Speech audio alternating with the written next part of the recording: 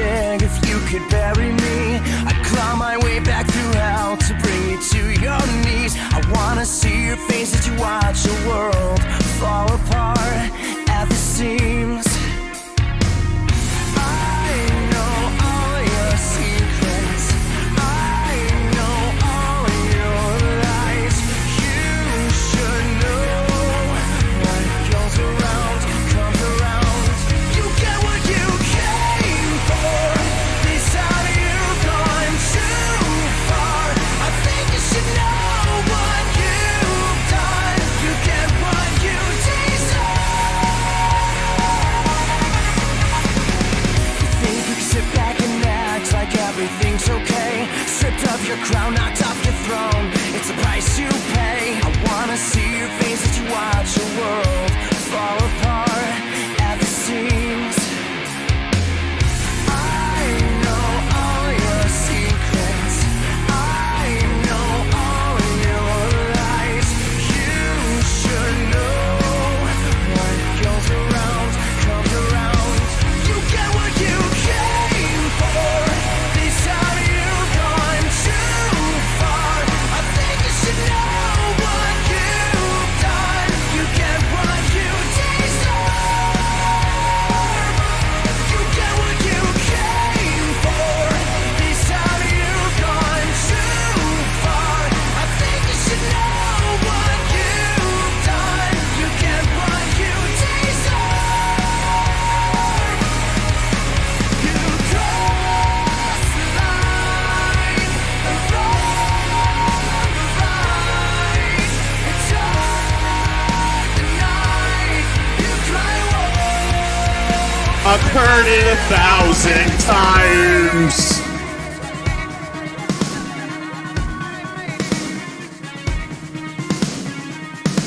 You get what you came for. Or this time you've gone too far. I think I should know what you've done. You get what you deserve. You get what you came for. This time you've gone too far. I think I should know what you've done. You get what you deserve. You got what you.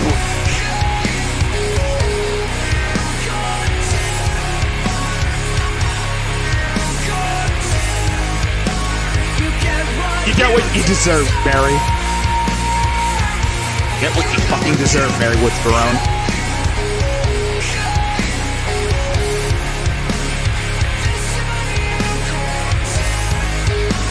You get what you deserve.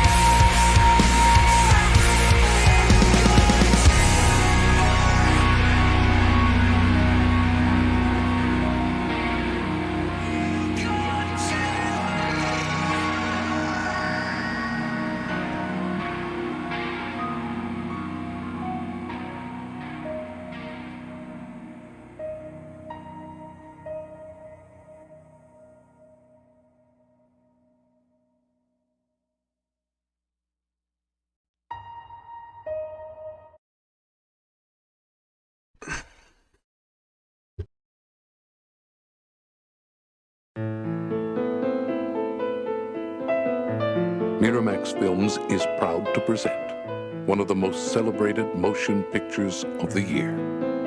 The winner of the 1994 Palme d'Or, the best picture of the Cannes Film Festival.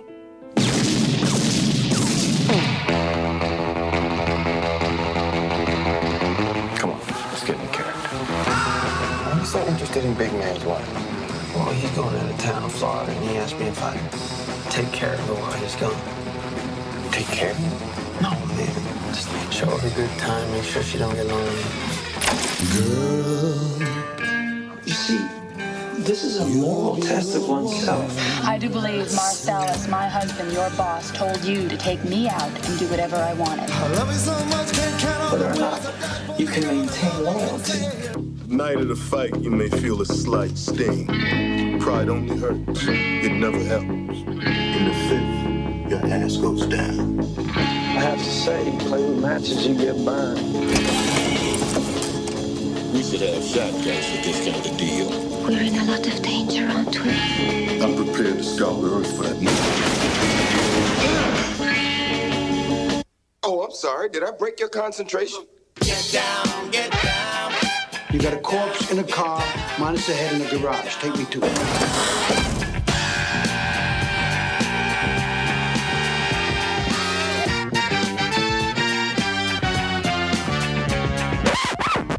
Don't you hate that? Hey, what? Uncomfortable silences. Starring Mary Barone. Mary Barone. Mary Barone. Mary Barone.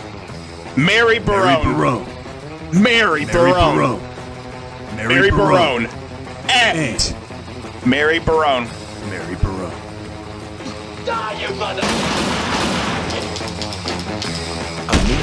In a new film by Rickzilla. Silk. Friction.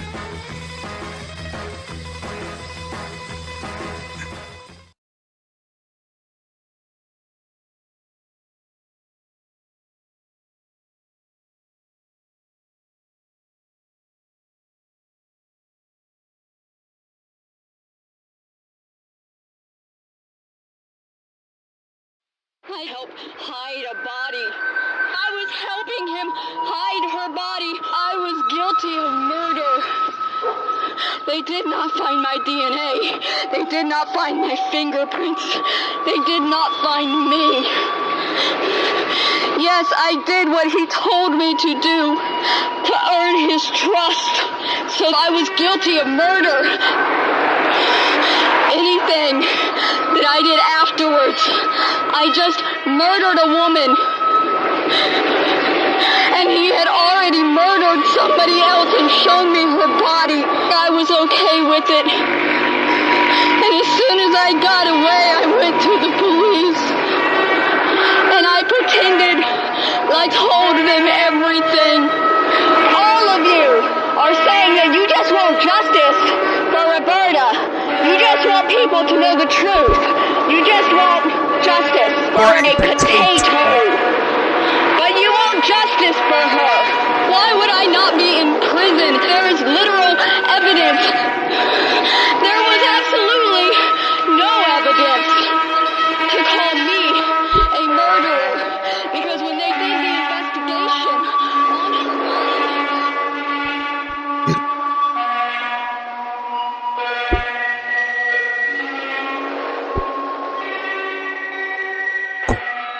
Coof.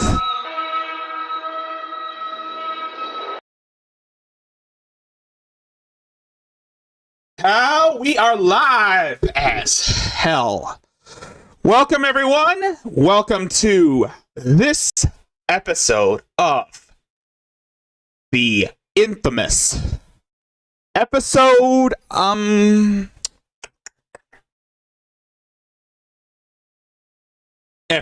am I kidding?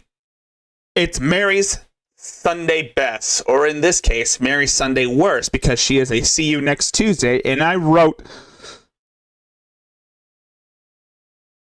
you biatch, Mary. You frickin' biatch. I wrote a paragraph long, lengthy comment on how much of a bitch you really are, and how you'll never, ever change for anything. Something real quickly about... So, I am surprised. Yep, my comment just got yeeted. And she claims she doesn't watch our videos. She claims that she never watches our videos. So yeah, it's Mary's Sunday best, and today I am going to be carrying on the torch, and I will be finishing where Adonis Paul left off, because as of now, Adonis Paul has made the decision that he doesn't want to do any Adrazia coverage. So he's going to let other people carry the load for him. And I decided to volunteer as tribute to take on that responsibility. Anyone can make videos on Adrazia. Well, And I've been trying to get people to look at Address to see how much of a selfish bitch she really is. And here's one of the videos that'll prove why she is a selfish, entitled. See you next Tuesday. Sorry. This video will prove how much of a selfish, entitled brat she really is. And sweet fancy Moses, I got a donation.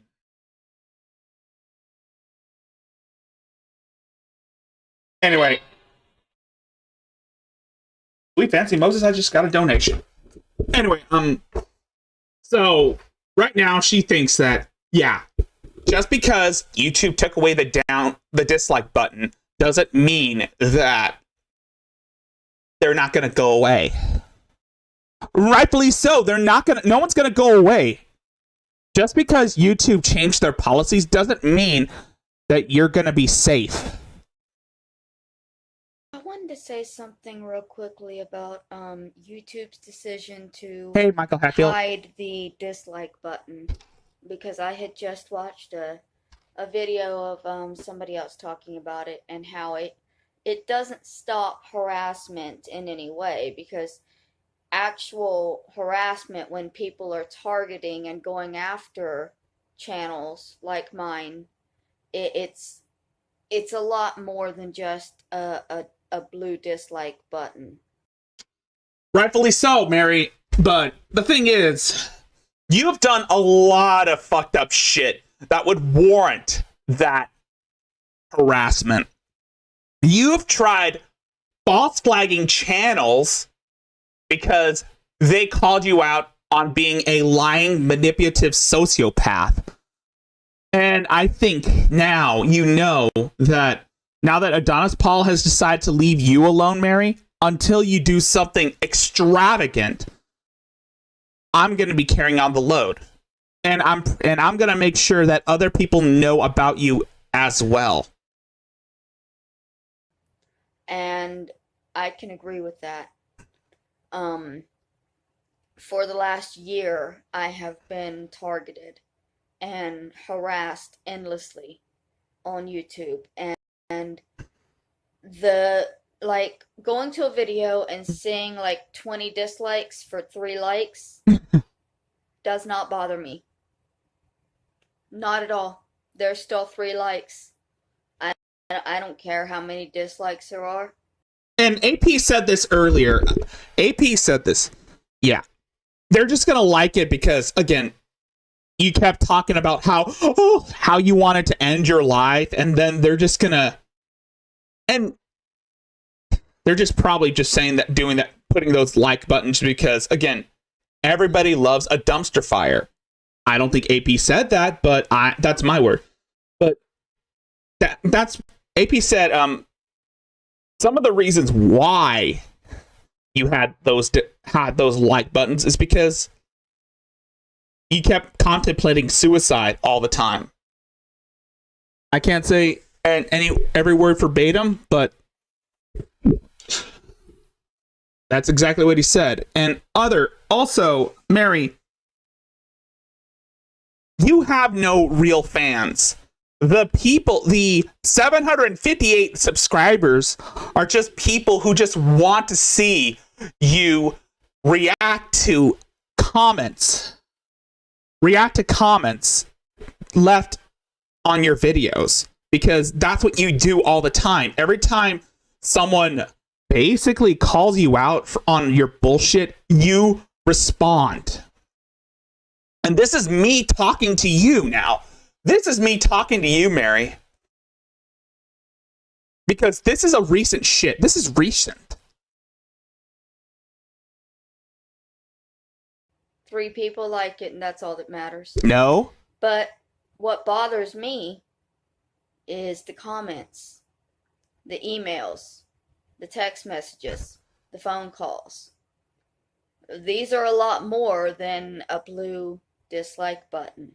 Again, Mary, most of the comments are basically calling you out. Some of them have even been suggestions on how to improve your life, but instead you decide to turn their words around to make it sound malicious. And frankly, that's why people don't like you. Because you like to lie and twist people's words to make yourself look more like a bigger victim than you already are. You're disingenuous. You lack self-awareness. And you place the blame on everyone else, hoping that someone with half a brain and a heart of gold is going to care about you. Because the people harassing me, they have called me. I mean, my phone number used to be out there before I had it changed multiple times. And there was a certain user who was so obsessed with me that they would call me hundreds of times. That was before people started looking into you. That was before JJ Stoner looked at your videos. This was back when you were still living in that truck.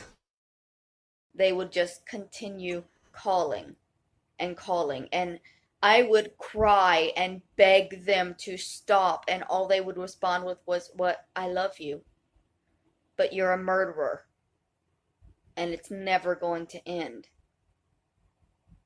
I'm not a murderer. Yes, you are. All of them. Actually, no. Let me hear that again. I'm not a murderer. No, Mary. You're an accessory to murder.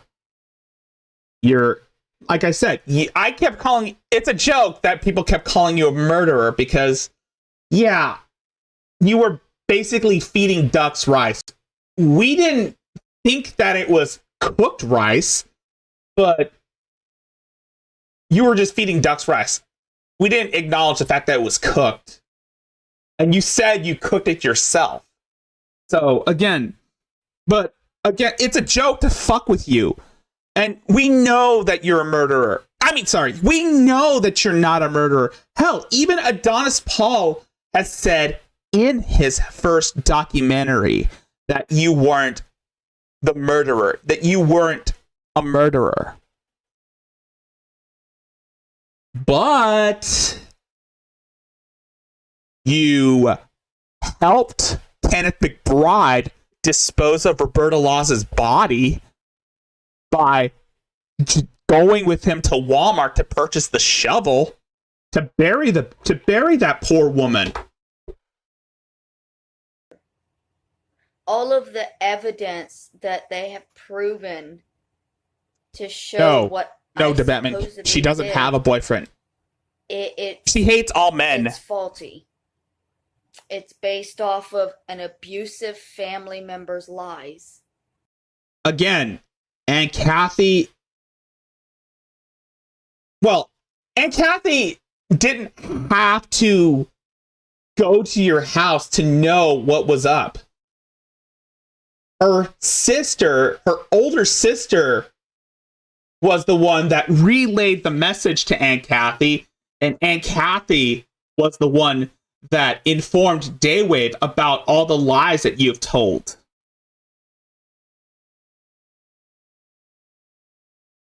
And yes, my family is abusive, and yes, they lied.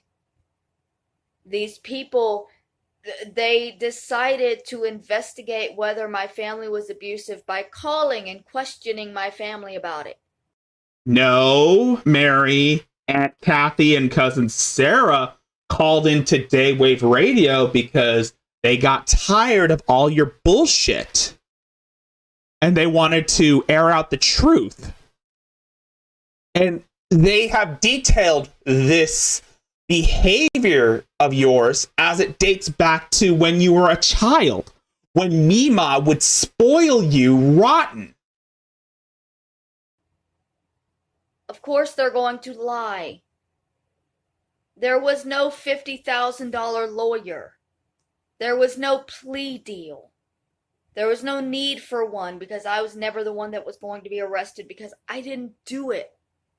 They didn't need a plea deal from you. They just saw that you were that you were crazy, and they didn't want to put you through. They wanted to save the trouble from having you go on the witness stand. They didn't need your confession. And also, Kenneth McBride decided to take the fall for you, decided to, testify that he did it, just so to absolve you of all your crimes. And the fact that you lied about it and said it was all his doing goes to show that you cannot take responsibility for your actions. So, yes. Yes, Kenneth McBride was the one who murdered Roberta Laws, but Mary took responsibility for sending those emails telling him to get rid of Roberta. Maybe she meant to put her in a nursing home, but he didn't get the memo. And of course, like I said, the two argued about the need to remove Laws out of Kenneth's life. But abusive family says there was a $50,000 lawyer, so that's what everybody believes. And suddenly, my abusive family is once again in control of the narrative of my life. People that hate me, people that do not want to see me succeed, people that actively need me to die. Because if anybody ever found out about what they did to that will, they could all be in a lot of shit. Once again, Mary, nobody wants you to die. Nobody wants you to kill yourself. We just want you to get off the internet permanently until you get your shit together. But you won't do that because you think that you are owed validation because you are an entitled, selfish brat. But if I die, it all goes away. So Yes, exactly. If you do end up offing yourself, people are not going to give a shit about it. No one's going to care about you. And I don't know what the fuck is going on in your little myopic brain to think that someone is going to make a law to outlaw cyberbullying because a crazy, mentally unstable 36-year-old woman, a woman who is almost in her 40s and acts like a fucking child, decided to take her own life because she couldn't own up to her own mistakes. No one's going to care about you. And those who do watch your videos, they'll see you as a joke. That's all your life is, Mary Woods Barone, is a joke. You're not a special abuse victim. You're not even a victim of anything. You're only a victim in your own mind. And you let your delusions corrupt your twisting. I don't know what to say. I honestly don't know what I can say about that. You just let it corrupt you. This fake trauma that you've made for yourself, the book that you wrote, which was riddled with inconsistencies. You think that what you wrote in your book actually happened? Hell, even Aunt Kathy fact-checked everything in every chapter, from when you were a child to the murder to, well, pretty much everything else. Aunt Kathy fact-checked everything and saw too many inconsistencies. Too many inconsistencies with your bullshit story.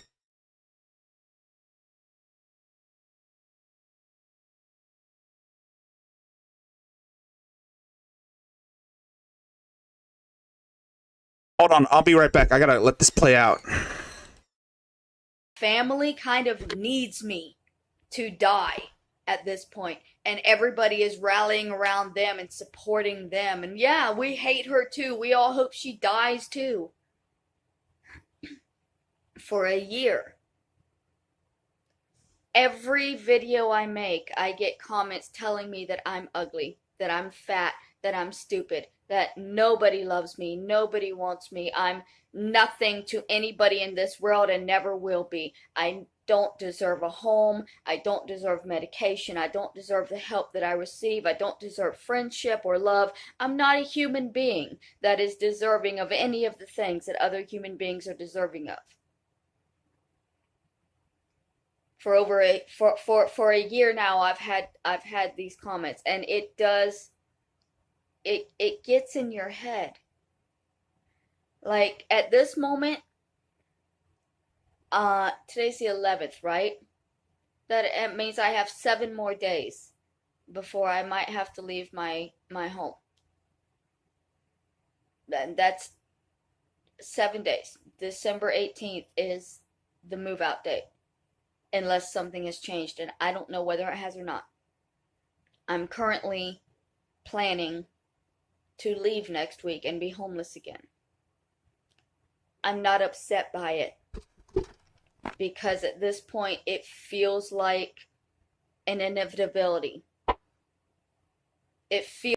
Yes, Mary, this is, like I said in your comments, YouTube is not your personal message board. And I will keep saying that. YouTube is not your babysitter. I should have said that earlier, but fuck it. And now I lighted this candle. This flame will go on to say, the fire rises. Fuck you, Adrasia. Feels like if I don't become homeless again, I'm going to spend another year of absolute mental torture. I'm currently planning to leave next week and be homeless again. Once again, we found out that you did. Once again, we found out that you were lying about the fact that you were going to end up being homeless. And now you're planning on being homeless again? Look, Mary, no one is going to believe you. Every time you say you're planning on doing this, we expect that it's all bullshit. I'm not upset by it, because at this point it feels like an inevitability. It feels like if I don't become homeless again, I'm going to spend another year of absolute mental torture. Keep in mind that Adrastia chose to be homeless when she decided to leave Florida for LA. And she's choosing to be homeless again because, again, she expects people to feel sorry for her. Like what Adonis Paul said in Mayo 3, Adrastia has never done anything for herself. Ever since she was a child, Mima pretty much did everything for her, even up until her passing. And when Adrastia came to LA, and when she decided to register for Section 8, and of course she got free furniture from the government, from the welfare, as well as a place to stay, which cost approximately about like $28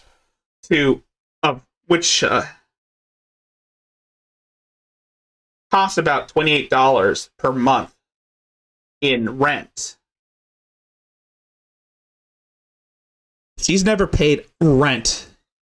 She has never paid a rent the minute she got her Section 8 housing.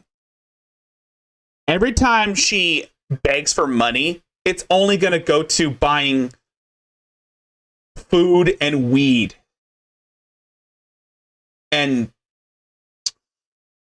lady products like tampons and other shit that she doesn't deserve. She doesn't really deserve that Section 8 housing.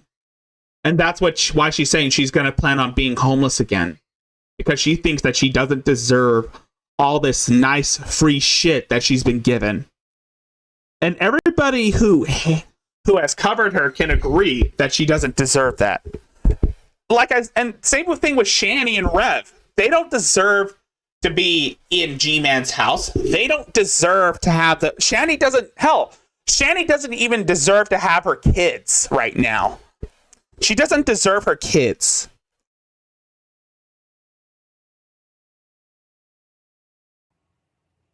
With these daily comments reminding me that I don't deserve to have a home. I don't deserve to have a life. I don't deserve to have food. I don't deserve to be well nourished or well hydrated or loved or cared about. I don't deserve these things. Why? Because my abusive family said that I lied about something that I didn't lie about, and everybody believed them. Because you did lie, Mary. You did lie about the fact that Nima left you nothing in the will. Nima left you nothing in the will. They just gave you money and told you to figure it out. And what did you do? You decided to, I don't know, live on the property in a tent.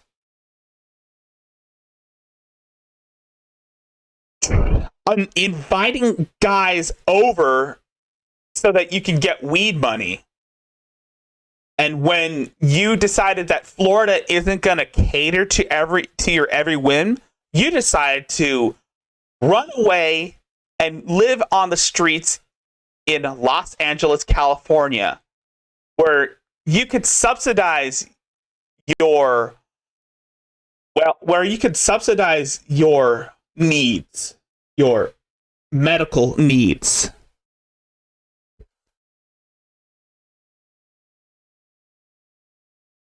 Because again, as what AP said, you never did anything for yourself. From your Section 8 housing to your free Medicare and therapy, Adrazia, you've never worked a single day in your life. And I don't care if you said you had a job when you were married to Steven. And odds are you probably didn't hold down a job. You probably didn't hold down a job for more than 2 weeks, if that is true.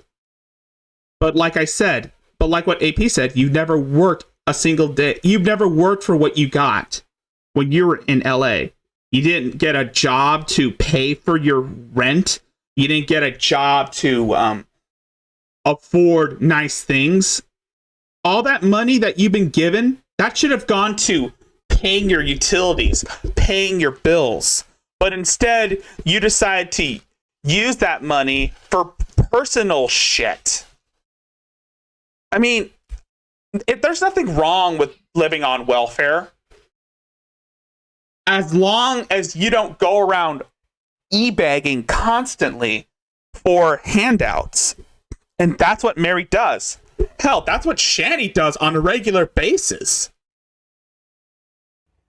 And now there's hundreds of people willing to abuse me, willing to tell somebody who they know has mental health issues that they're worthless, that they're garbage, that they deserve to die. I've got emails. I don't delete emails, so there are literally hundreds of emails. When was the last time someone sent you an email aside from Blissy? At first, you said it was Adonis Paul and Royce Lopez. Then you said it was Aunt Kathy. And now you're going and saying it was Blissy that ruined your life? When will the lies end, Mary Woods Barone? When will you stop bullshitting and take responsibility for your own actions? Oh, I know that answer. Never. You're never going to own up to anything. You're just going to continue on playing the victim, crying wolf, and shifting the blame onto others because you were nothing more than a spoiled brat. And I believe that your kind-hearted grandmother, God rest her soul, probably taught you to shift the blame onto other people, or that was a learned behavior. Threatening my life, telling me that it's never going to end. Anybody who ever donates to me publicly, like if somebody sends me $5 and says, I hope it helps, they'll receive messages threatening their lives for helping me. I'm just going to say it again. And whose fault is that, Mary? You doxed Barbara McGill when she donated money to your PayPal. Unintentionally, you doxed her. Like, and everybody keeps telling people to stop donating to Adrastia because she'll dox you unintentionally because she doesn't know how the internet works. And it's not malicious. Only if you slight her, it is malicious. But you nearly put everyone that tried to help you in danger. People like Kenesha, your free therapist. You basically put her life in danger because you couldn't keep her name out of your mouth. And you doxed her phone number. And now she got people calling her all the time, telling her to stop helping you. You have no one to blame for all the fucked up things that you've caused. It's that's a lot more harmful to my mental state. That's a lot more harmful to my life than a little blue, you know, and it's great that YouTube is like trying to do something, but it's not enough. That little blue thumb isn't what's bothering me. And what do you want YouTube to do? You want YouTube to get rid of all... No, this is what she wants. She wants YouTube to get rid of all her cyberbullies. Because she's trying... Like I said, she does this with everyone who's contacted her, who has encountered her. Well, the main channels, like Adonis Paul and Daywave, YouTube is not going to do jack shit to help this talentless nobody. And I don't think that little blue thumb is what's bothering any of the other people who are targeted and harassed in masses when it comes to YouTube communities.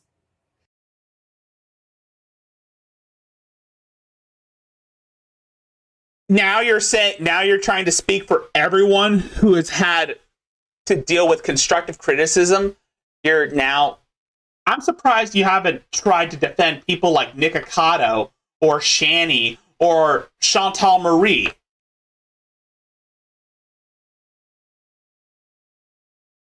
I'm surprised you haven't went to bat to defend them because they're just about as disgusting as you are. Especially with people with mental health issues, because a lot of times you'll see, like, if I break down and I beg for it to stop, they'll say, no, keep going, she loves it, she's faking, this is all just manipulation, she doesn't want it to stop, she loves it. Well, most of the things that they say about you are true, because it is true. You love the attention. You crave the attention. The people who have covered you, people like Daywave, people like Adonis Paul, people like Hatman, they've moved on from you. Right now, they're fucking with James Clark III, who is just about as dumb as you, if not dumber, who is probably a very shitty troll, and probably is just saying all this stuff about Eliana just for attention, because honestly, he knows he's never gonna have a chance with her. And he's just playing it up for attention. But it's actually turning people off from him. Same thing with you. All the shit that you've said, Mary, all the shit that you've done, it's turning people off from you. And frankly, I don't blame them for wanting to distance themselves from you.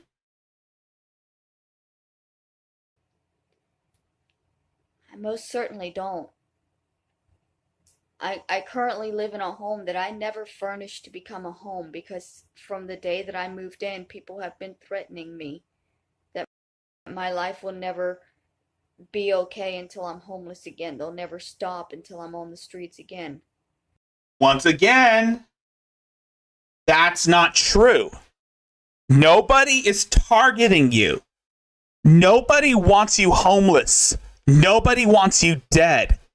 That's all just your imagination. You're inventing this self-perceived victimhood as a way to scam people. And it's not working this time. Everybody who has tried to help you, your Facebook friends, Lissy, Barbara McGill, and pretty much everybody who has donated to your PayPal have decided that they've had enough. They realize that this behavior isn't going to go away. You're going to continue lying about people. You're going to continue playing the victim, and you're going to continue threatening your life, hoping that someone will do something to save you.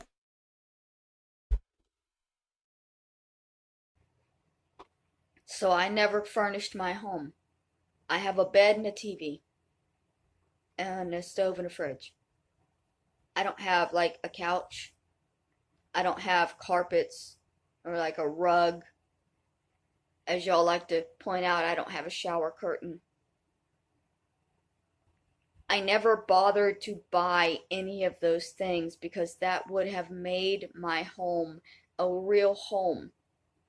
And Adonis Paul said it best in Mayo 3 that Adrasia will hold herself hostage in hopes that her detractors will be so scared to back off and do what she wants. That I could feel attached to. And if you're going to have to leave it again for whatever reason, because people hate you and have been contacting your landlord and your neighbors to get you out,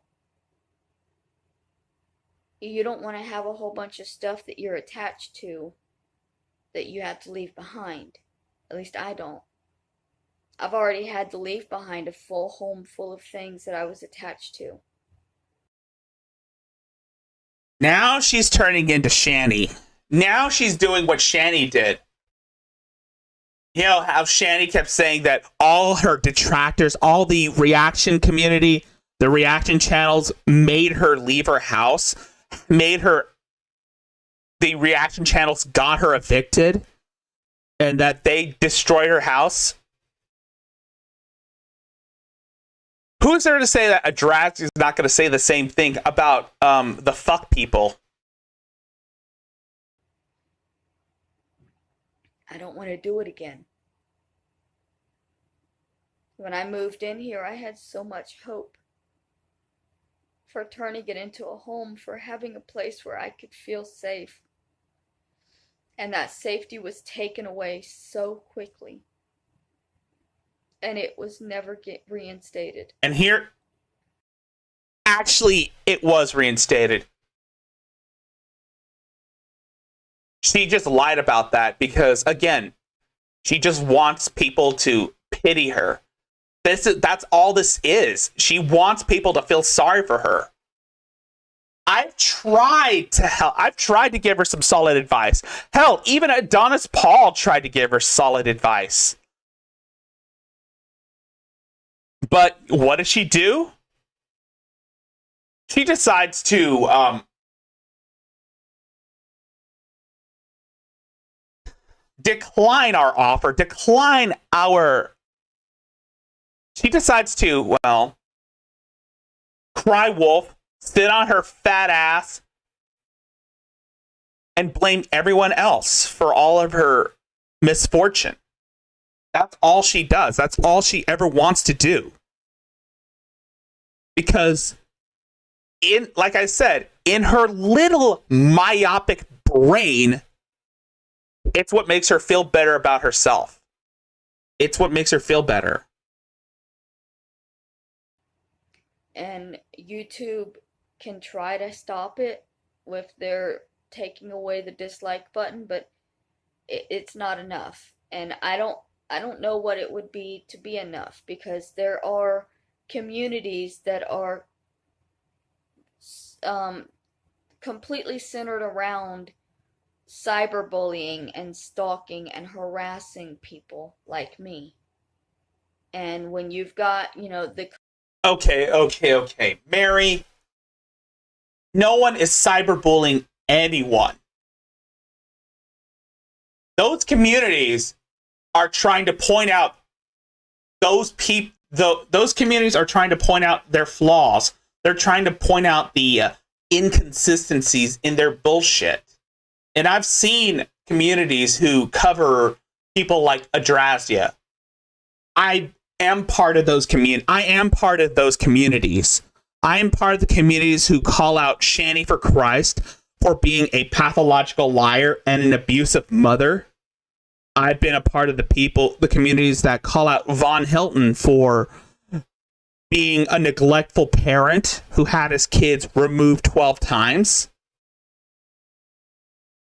Hell, I've even been part of the communities that point out who call out the trolls for fucking with Chris Chan. But I'm also part of the communities who point out all of Chris Chan's bullshit. Even though it's obvious he's never going to change. And I've also been part of the communities who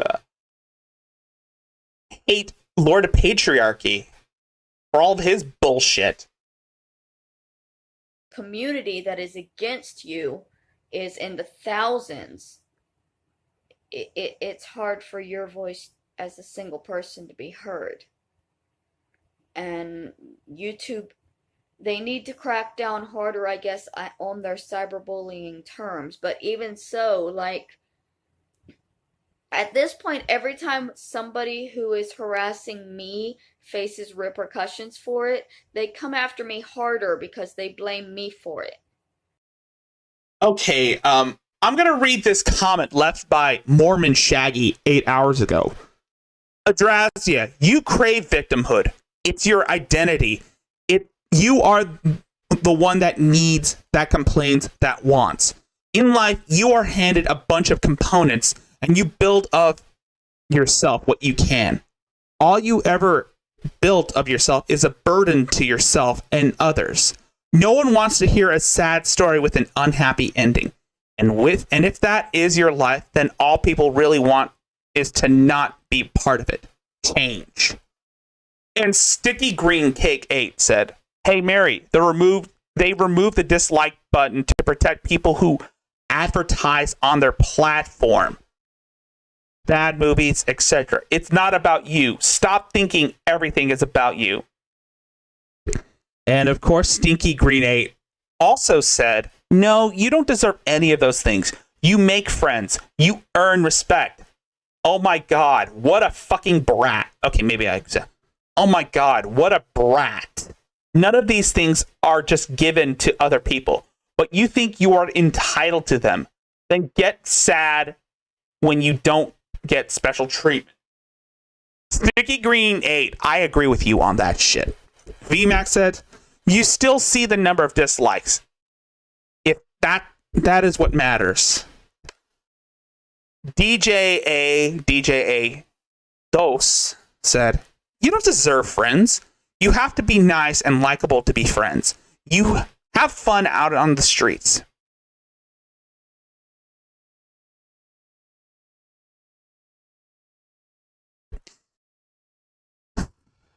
David Dominici also said, and then there's David Dominici who said, "You know it's being reported that Julian Assange just had a stroke, Mary." this is what you choose to discuss, I probably should be surprised. If I really do keep expecting better from you, I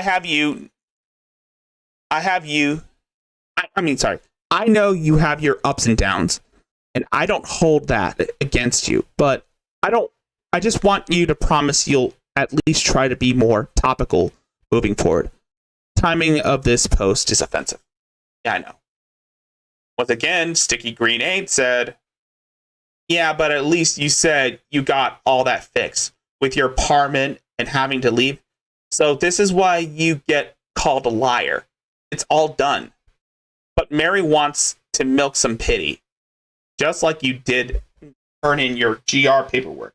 Then the next day, cut it up and tried to blame it on Adonis Paul. That didn't work. Oh, and by the way, you're up to 14 dislikes.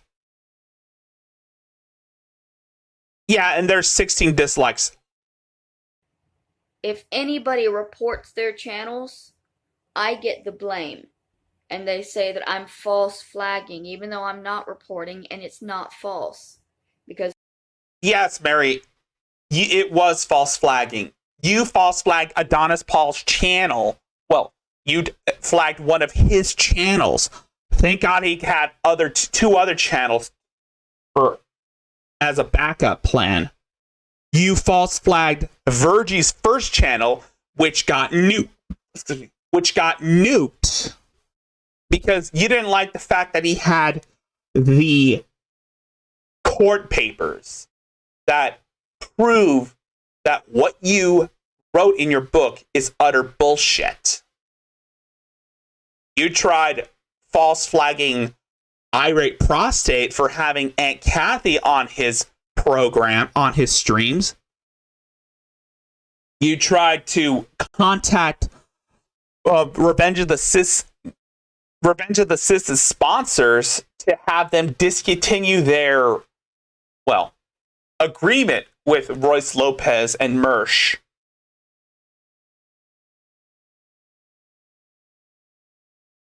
And you claim you don't false flag people. Bull fucking horseshit. You do false flag people you don't like.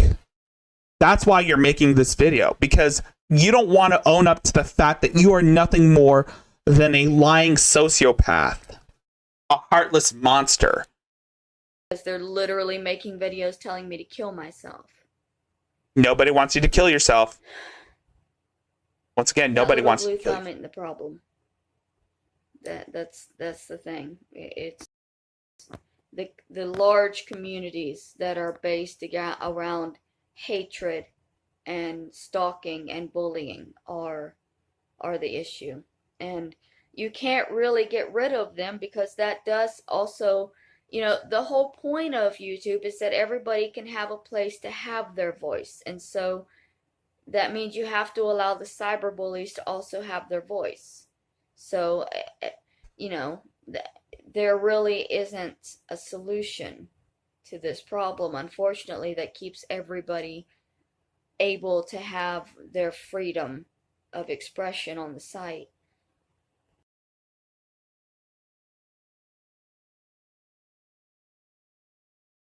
Adonis Paul already made this point in Mayo 3.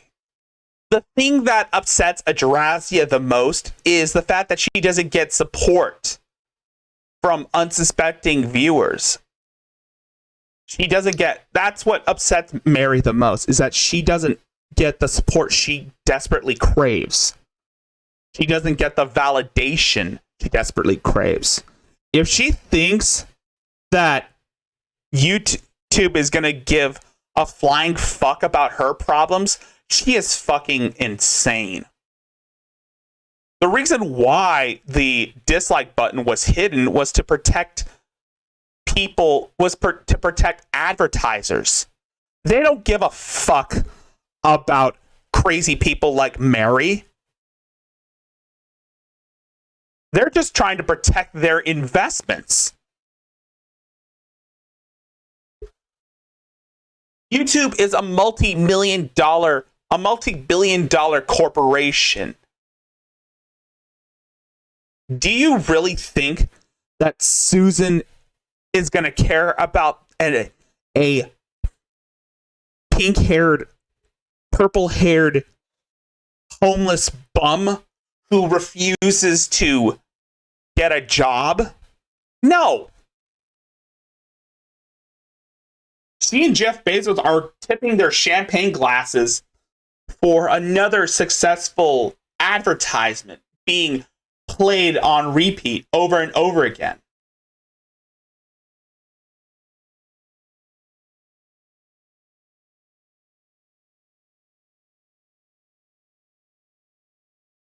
You're right, the Batman. She is hard to listen to. But I do it anyways because I save myself for your sanity.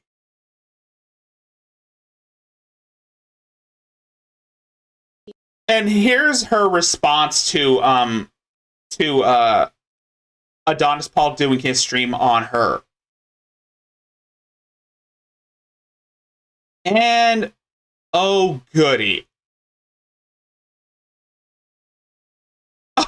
Oh fuck. I hope that's not the real James Clark. I hope that's just a guy pretending to be James Clark because oh my god. James Clark is an idiot. If you don't know who James Clark is, you probably should watch Hatman stream on him. He's a weirdo.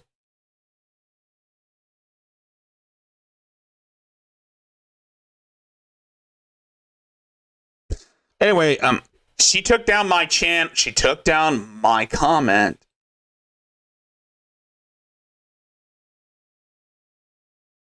Son of a bitch, she deleted my comments. I made another paragraph long rant and she took it down because she doesn't like it when people call her out.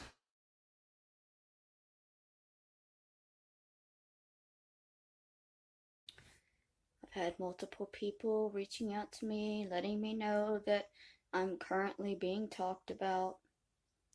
I do not care. Of course, Lady Justice, you're right. It could have been James Clark because, of course, AP and Royce and Hatman, they're having their fun with him. But again, Mary, you're not the center of attention. James Clark is at this moment. And a lot of people should look into James Clark because it's funny as hell. Because he's so fucking stupid. He really thinks that people aren't going to catch on to his little game. The whole Eliana thing, going to Argentina. And AP said that he's probably going to be he's probably slowly becoming Cornholio. So we're going to see if we're going to get James Clark to go to Lake Titicaca. There is an actual place called Lake Titicaca.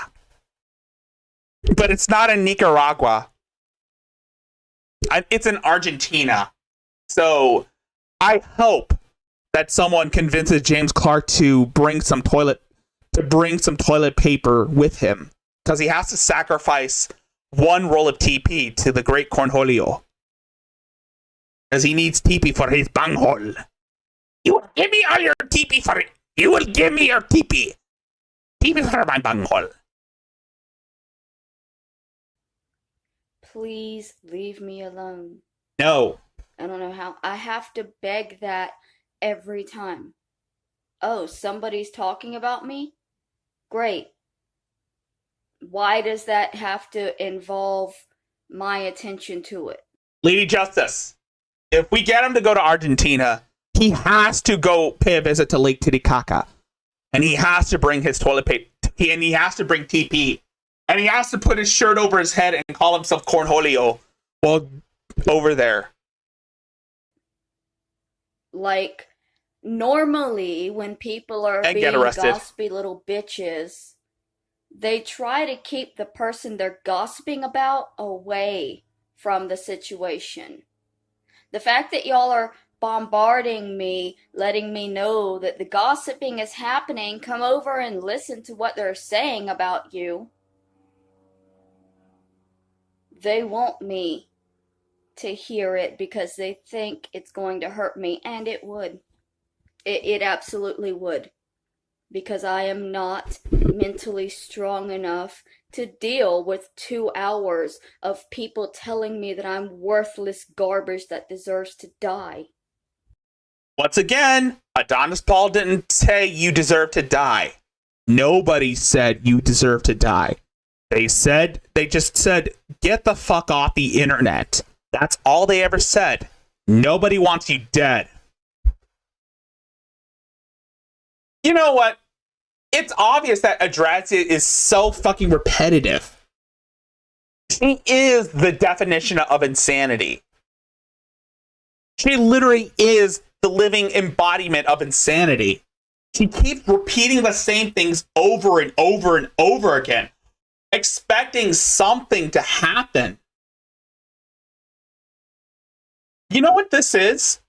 Adrazia's mind operates similar to the movie Groundhog Day. I'm not mentally strong enough. I've never lied about that. I've never said that I was mentally capable of dealing with any of this. Never. So the whole point of inviting me to these streams where they're going to do nothing but belittle and degrade and laugh and mock and tell me to end my existence. You're not doing it so that I'll know it's happening. You're doing it because you want me in there. You want me listening to it. You want me to feel the hatred and the pain that they are trying to inflict. No, Mary. We're just trying to get you to realize that all this shit that you've been doing, all these lies that you keep telling people, they're going to bite you in the ass. And we're not going to be the ones to hold your hand and say it's going to get better. I don't think you're the type of person that is going to get better. I think you're just going to get worse and worse and worse until you eventually snap and go on a rampage. And I am denying you that. And I will continue to deny you that. This is the same reason I don't watch my family's videos. Bull fucking horseshit. You were watching Aunt Kathy's videos, and you were basically flipping out, screaming, Kathy won! Kathy won! Kathy won! While banging your refrigerator door and punching yourself in the face. Who the fuck does that? Who the fuck punches themselves in the face over what their aunt said? I don't watch my aunt's videos. I attempt to, and then I give up because it's too much hatred. It's too much abuse. It's too much lies and manipulation and gaslighting and the whole, you bring this on yourself, it's your fault. It's your fault we're abusing you. It is your fault that we want you to die. It is your fault that we won't leave you alone. It is your fault that we won't stop harassing you. It is your fault. No, that's bullshit. No, it's not, Mary. It's not bullshit. It is your fault. You keep responding to people. Every time someone leaves a paragraph long comment, you either delete the comment and block the person that left the comment, or you make a response video telling them that they're wrong. So again, you're just like Shani. Every time someone points out all the bullshit in her live streams, she blocks that person and calls them a liar. And you're doing the same thing too. It's bullshit. You are fully choosing to do what you're doing. I know, Batman. I don't have to be a part of it. Do not comment to me telling me this channel's doing this or this channel's doing that. I don't care. You know what I'm doing?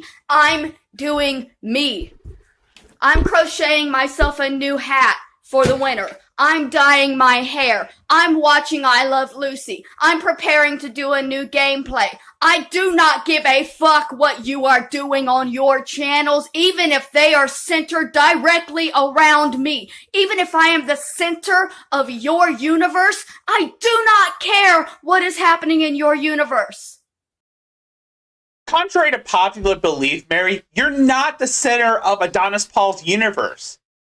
Adonis Paul is the center of your universe because he pretty much lives rent-free in your tiny brain.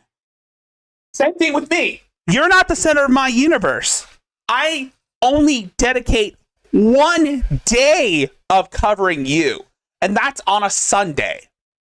The rest of the day, I just watch other people's shit, or I just make a stream because I'm going to be doing other shit on my channel, which of course includes looking at crazy people that are not you, or I'm just going to be laughing at compilations that are funny as hell, or I'm just going to be intrigued.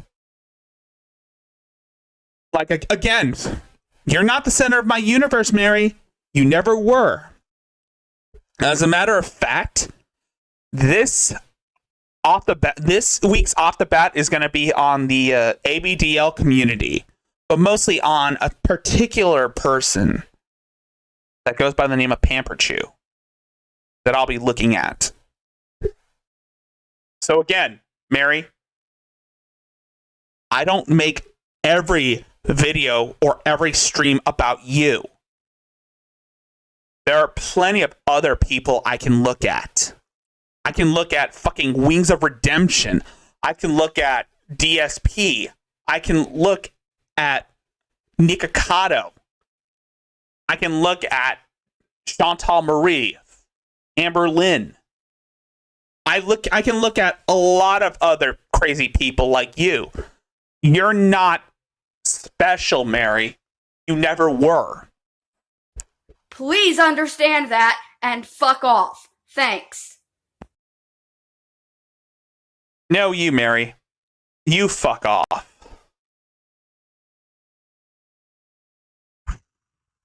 And now you cross the line.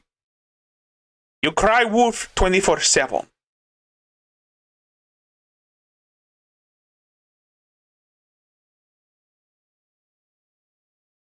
And this is exactly why that little blue dislike button is not the problem.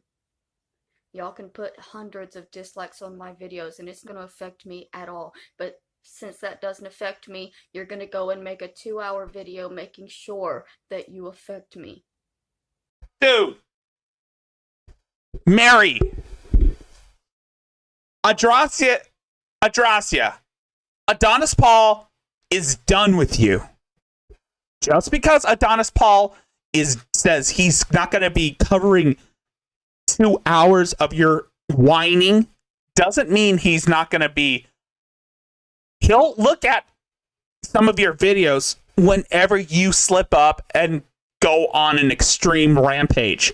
Because you do know that even Royce Lopez said that he was going to leave you alone. And what did you do? You made 500 videos saying that he wants you dead. You're going to do the same thing too to Adonis Paul. And I would like to like do a stream with Adonis Paul where we react to episodes of Barcelona Boomers, because those are entertaining. If you don't know what Barcelona Boomers is, it's this series that was made by Faded Kings, where it basically documents a bunch of old people living in Barcelona, as well as the leader of the Dread Ilk, Teddy Spaghetti, and comedian Owen Benjamin. And if I watch that, you'll send people in droves screaming at me to watch this. And I'm not going to. I don't have to. And I know, because I'm not watching it. You're gonna start mailing things to me. This happened the last time I boycotted the fucking videos. The last time I decided not to watch videos designed to hurt me. Y'all started putting things in my mailbox. Okay, Mary, that was one time. Adonis Paul mailed you gorilla shit. And he also mailed you a potato with Roberta Law's head. And the folks at Daywave Radio mailed you a shovel with little tiny shovels that you tried to sell, that you tried to pawn off. But you kept it anyways because, again, it's a grim reminder of what happened to Roberta Laws. So that's what I get to deal with now. But that fine, whatever. I don't care. I am not a part of it. We know. I am not coming to your videos saying anything. I am not making videos about you. I am making videos about what it is doing to my life. You are making videos about us. You make response videos every time someone calls you out on all your bullshit. You can't help but respond to people. And I've seen this so many times from you, Mary. So many times I've seen you make this argument. And you wonder why nobody's going to give a flying fuck about you? It's because you do this shit on a regular basis. You crave the attention. You want it so fucking bad. But you don't want to put in the effort to better your situation. Instead, you would rather sit on your lazy fat ass, blame everyone else for all of your own misfortune, and then you're going to threaten suicide over and over, again and again. And you're basically, it's like the little boy who cried wolf. If it does happen and you do take your own life, no one's going to believe you when it does happen.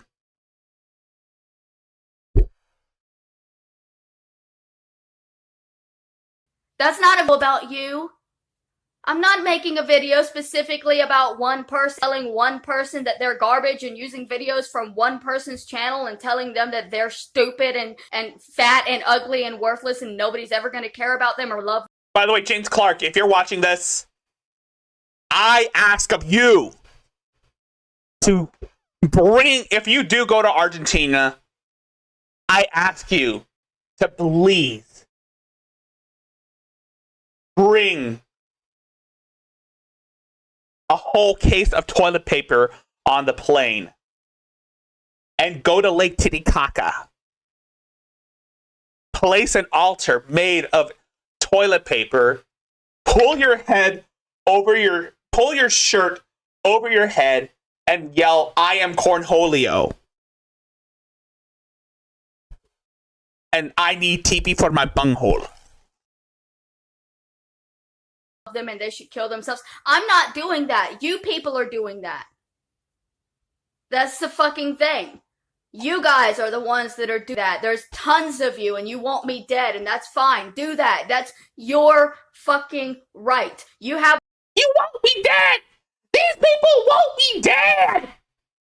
Again, I don't need to look at your recent shit.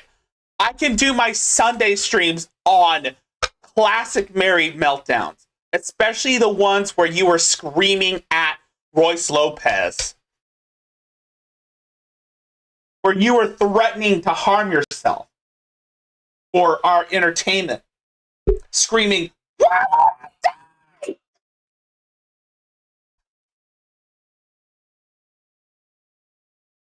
And then you stole a Capri Sun from a homeless man. Have the right to make as many videos as you want, but you don't have to drag me in and make me watch them.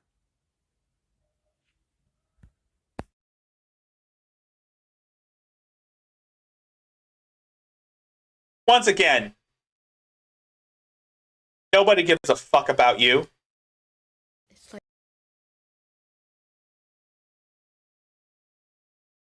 Also, Mary,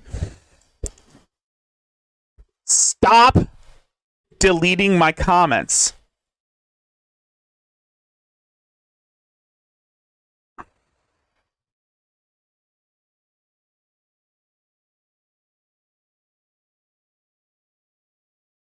I know you're not going to stop deleting my comments because, again, you don't like it when people call you out on your bullshit. You don't like it. Yes, the Batman, we need TP for our bungholes. But we want him to become Cornholio in real life. We need James Clark to transform into Cornholio. We must call upon the great Cornholio to possess him. And he must speak to us the wisdom in tongues. Or we can just give him a whole case of Adderall and he can use it to go on a high and scream, "I'm Cornholio." We can just give him some caffeine pill. Or we can just donate. We can just send James some caffeine pills. Like 2 weeks before Christmas. I have possibly only one more week of having a home. I think we've talked about this, Mary.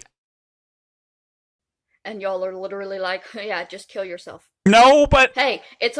Again, Mary. Nobody wants you to kill yourself. Nobody wants you dead. Where the fuck are you getting this idea that people want you to kill yourself?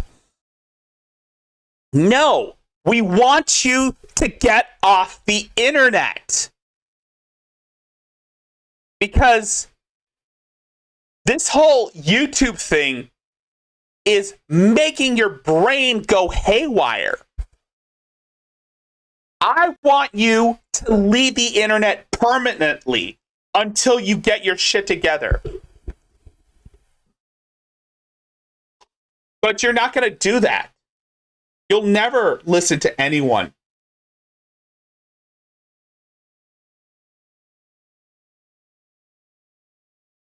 You can run as you may.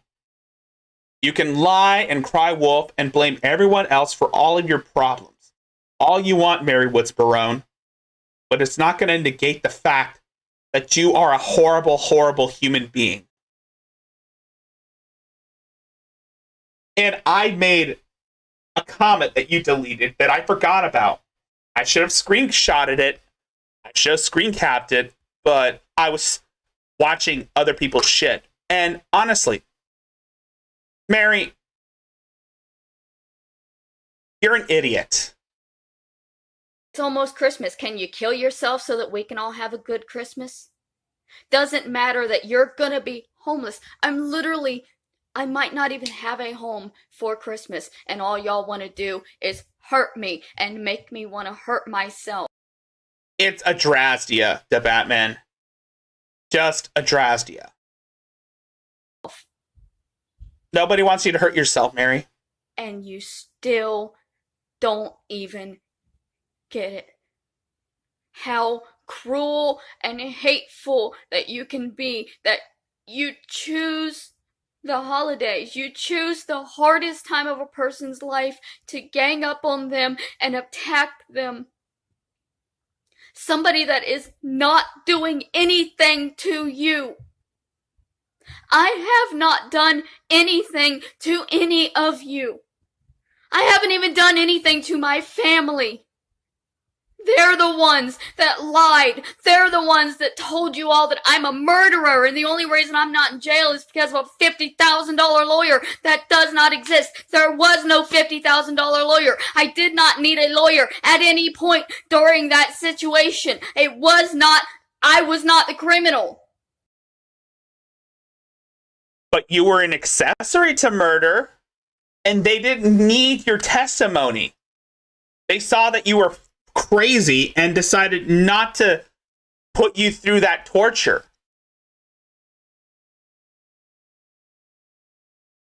They know that you're going to do this. Well, the police know that they're not going to let a crazy person on the witness stand to testify against Kenneth McBride.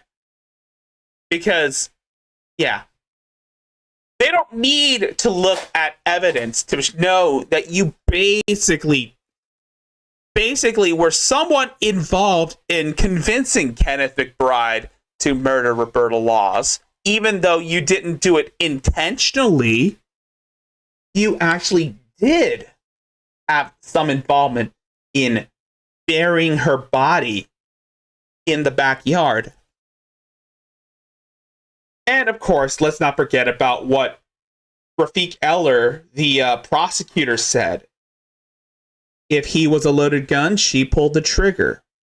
Your words probably set Kenneth off. The fact that you two were arguing in that truck after Mima took you and Kenneth out for a birthday dinner, there is some things that you are omitting. And honestly, what I've been looking at from all three of the Mayo documentaries, namely the first part of the first one, The Princess of the Gutter,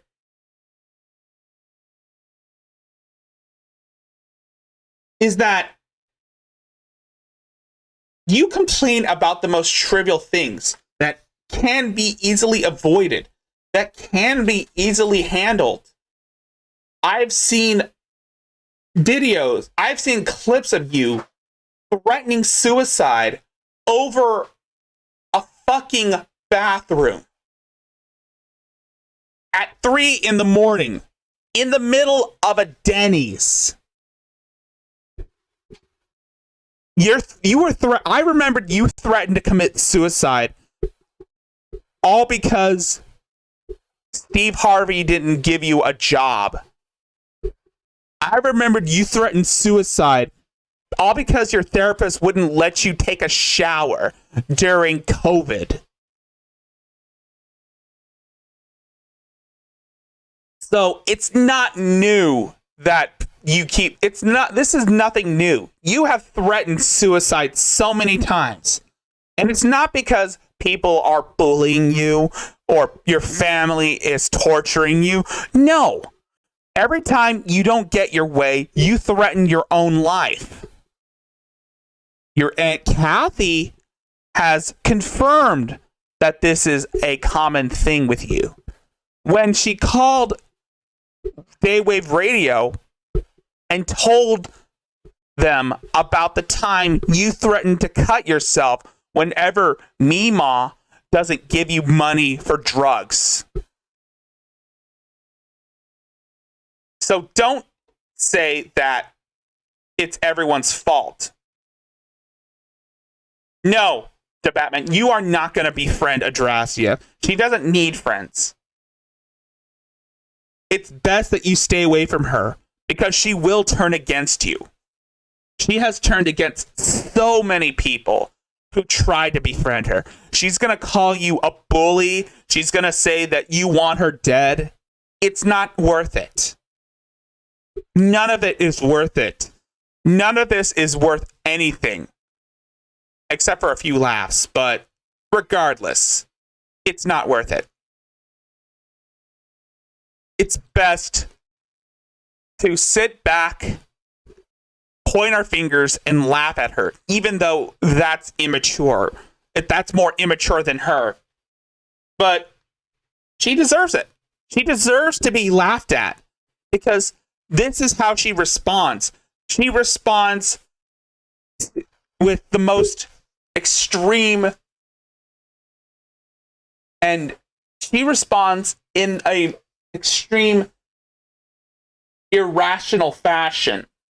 And honestly, no one's gonna listen to a whiny 36-year-old emo brat, emo woman child, sorry, not brat, emo woman child complain about how nobody cares about her and, oh, these people want me dead.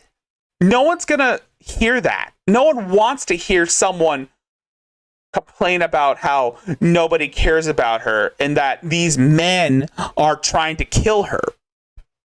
Well, maybe some people do like to hear it. When she threatens to punch, when she punches herself, that's funny because it's not, she doesn't do it because someone tells her to. She does it because it's a response to the fact that people are calling her out.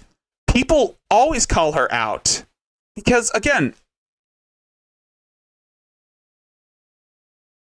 she's a liar. She's always been a liar. Even since she was born, she's always been a liar. But I'm gonna be judged as one for the rest of my existence because my abusive family said that that's what happened. They are abusive and they will do anything and say anything to discredit my existence because they are fucking abusive and that's what abusive people do. I thought the person that was responsible for ruining your life was named Blissy. And now you're going back and saying it's your family? Come on, Mary, make up your mind. Is it Blissy? Is it Adonis Paul? Is it Royce Lopez? Is it JJ Stoner? Is it Aunt Kathy? Who is it that will make you want to hurt yourself? The only enemy that Mary is facing, her only enemy in this is herself. She's her own worst enemy. Why the hell? And because you people are abusive, because there are thousands in this cyberbullying community that are also abusive and also think that way and also can look at a human being and decide that that person doesn't deserve to live anymore. Once again, Mary, nobody wants you to kill yourself. We just want you to stop lying about people, stop making excuses, and stop playing the victim. I have tried so many times to offer you some advice to, I don't know, move out of this mindset and do something with your time. I have given you some advice, even though it's just the advice that other people have given you, but you could have had a substantial following. You could have had like that whole rags to riches type story. You could have, I don't know, made a lot of money playing retro gaming on actual consoles and not fucking emulators. Actual consoles, like, I don't know, the Super Nintendo or the N64. Hell, you could have gotten a Nintendo Switch with your stimulus money. And you could have played and you could have had some nostalgic shit. You could have gotten a TV that is cheap, like one of those box TVs that you can get at a pawn shop for less than what the flat screens cost. You could have, I don't know, invested in Bitcoin. You could have invested in Bitcoin and made a lot of money in that market. You could have gotten some shit for, like, you could have gotten a decent working computer, like a laptop that probably might be used in an old model, but it could work as long as it can run streaming app platforms. As long as it could run like OBS, then it's good. You could have had like a Twitch channel where you play retro games, but instead, Mary, you just rather sit on your lazy fat ass, cry wolf, and blame everyone else for all of your own misfortune. And I hate repeating myself, but it is what it is. And that's the thing, you are so repetitive. Constantly, you make thousands of videos saying the same things over and over again. Like I said, your mind works similar to that of the movie Groundhog Day. You're basically living the same day over and over again. See, I don't carry that mindset with me. I don't go into the world and look at people and think they don't deserve life. That homeless person that's on drugs, they don't deserve life. I don't think that way. That's you. That's you. That's my family. You're the ones that look at humanity and decide who deserves life and who doesn't. And it's not for you to decide. You have given yourself the power to do that, and it was never yours. Now you're starting to sound like Shani. You see, one of the people I follow, Rickzilla, is doing like a series where he's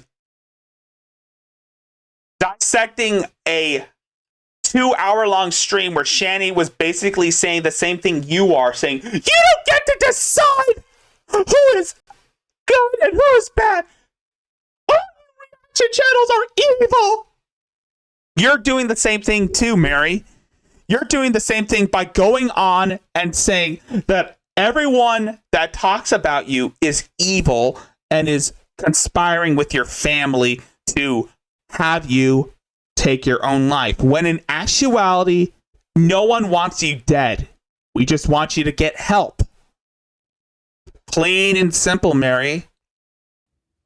Not ever. It was never your power to decide who was allowed to live and who was allowed to die, but you do. You take it in yourself. You decide that you're better than everybody else. You're smarter and wiser and you know better, and so you get to choose. You get to decide.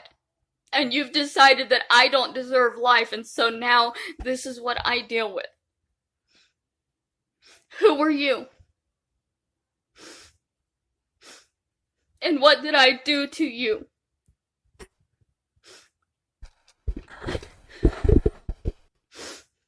I know, you just want me to die. It doesn't Again, nobody wants you to die. matter. It doesn't matter who I am. It doesn't matter what I'm going through. It doesn't matter. All you want is to have the power over another human being, to force another human being over that ledge because it makes you slightly more powerful. It makes you better because there will be one less insane person in the world, and that's what you want.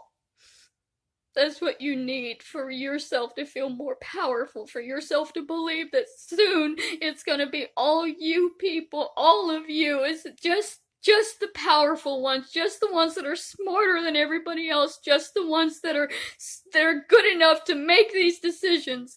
If you can just push all of the crazy people to their death, then that's all that will be left in the world, and that will be your perfect world. No more problems, no more insanity, no more homelessness.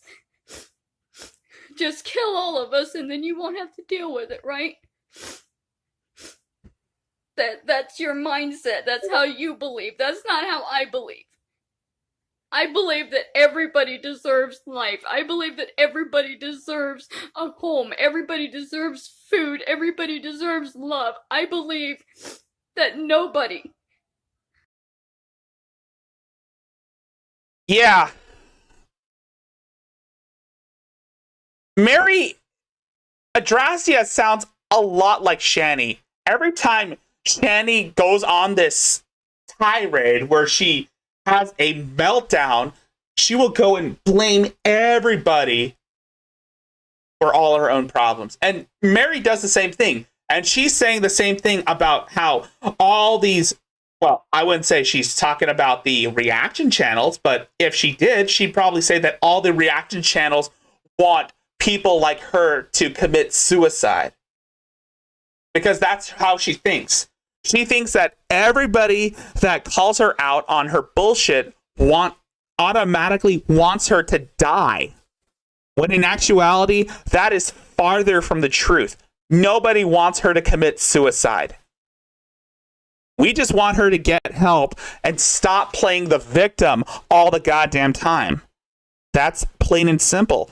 We just want her to, I don't know, stop stop making videos responding to people, stop making false accusations, and stop false flagging people for crimes that they didn't commit. It's plain and simple.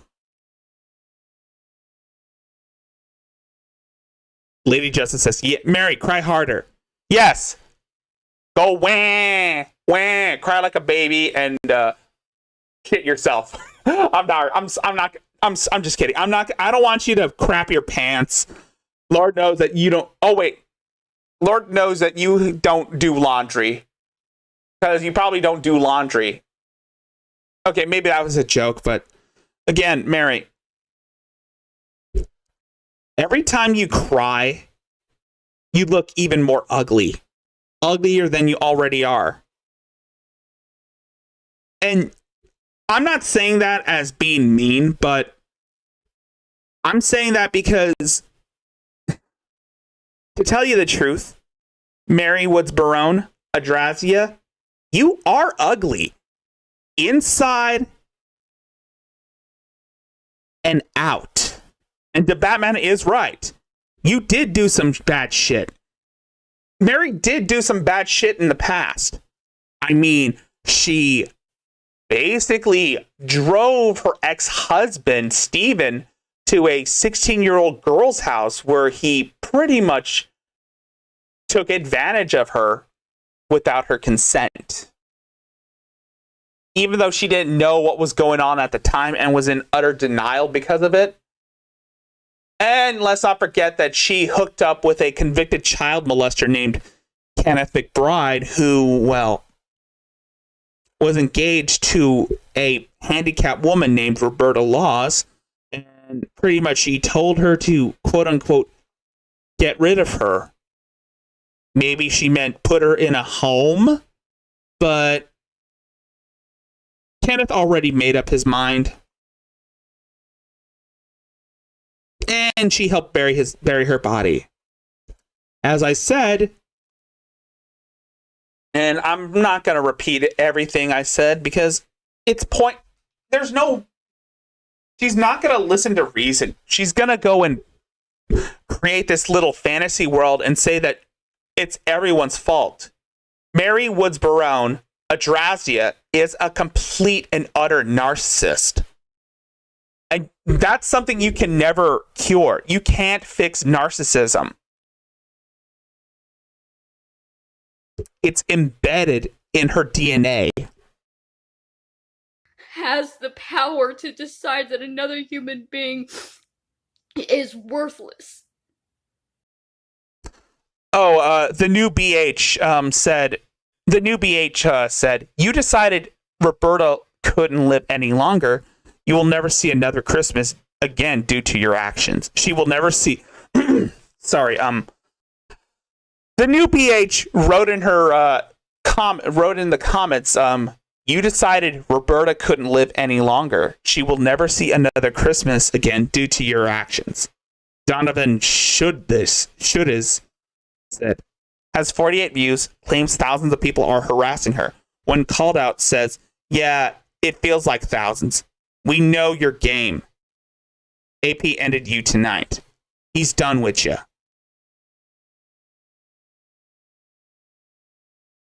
Man with the Porpoise said, I just want to see people improve themselves for the most part, unless they are an active threat to my freedom and prosperity, as it should be. You people have a very unnatural view of reality. And I agree with the man with the porpoise. People like Adrazia, people like Shani for Christ, people like Eggs, G-Man, Von Helton, Chantal Marie, Amber Lynn, Chris Chan, Nick Akato. They have a very, very, very skewed view on reality. They think just because they exist on the internet, we have to automatically give them attention. But they do get attention for all the wrong reasons. Sticky Green Cake 8 said in her comments, yeah, we might care if you didn't make a video on November 22nd that AP just showed that proves you finished your GR paperwork and turned it in time to save your apartment. You're lying and got caught.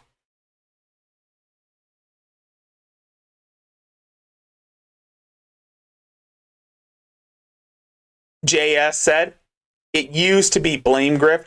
Now it's just now it adds spittle.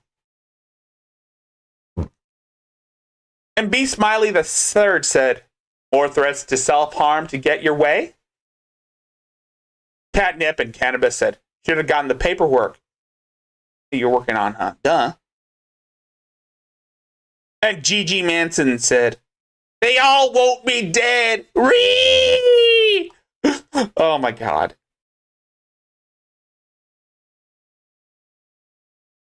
We are all optimistic, and we need some balls in her jaws. Hugh Bakamatai. Oh my God. AP, do as you wish with James Clark. Convince James Clark to go to Argentina with a stack of toilet paper and get him to go to Lake Titicaca, pull his shirt over his head, and scream, I am Cornholio, and I need TP for my bunghole, while on energy drinks. Okay, maybe that's not right. That's not for you to decide. But you have decided. My family decided it at birth. No, they didn't. And I was treated that way my whole childhood. The whole, the abusive childhood that y'all claim never existed. The 18 years of head lice. And not... Oh, damn. Oh, yeah. I remember the head lice story. And, oh, yeah. I remember the head lice story. I remember that. I remember when Hatman made that video where he showed the clip where she's talking about the head lice. And then he mentioned that there were several accounts that went under the pseudonym Head Lice. That was funny. And I remember the time when AP called Adonis Paul Hitler. And then Adonis Paul had to respond and yell, what? I mean, don't call me Hitler. Oh my God, that was funny. Having clean clothes, being the smelly kid in class. The weird kid. The one that didn't have any friends. And still can't. Crawling in my skin. These wounds they will not heal. Because the weird kid doesn't deserve friends. The weird kid doesn't deserve life. I get it, okay? Y'all have made hours and hours and hours of videos telling me that you believe you are better than me in every way. You believe you are superior than me, and you want me dead. Okay, the part about believing that we're better than you, yeah, maybe that's true. We are better than you. Why? Because we don't film our lives 24/7, and we don't blame everyone else for our problems. People with actual mental illnesses, people like myself with actual mental illnesses, do what we can to better our situations. We use methods to alleviate ourselves from our mental illnesses. We go and get help to lessen the impact that our mental illnesses have on our lives. You, Adrazia, on the other hand, choose not to do those things. Instead, you choose to use your mental illness as an excuse to not want to be a functioning member of society.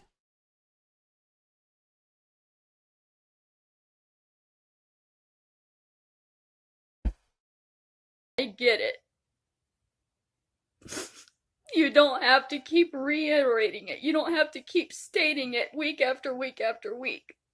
I fully understand your stance on my existence.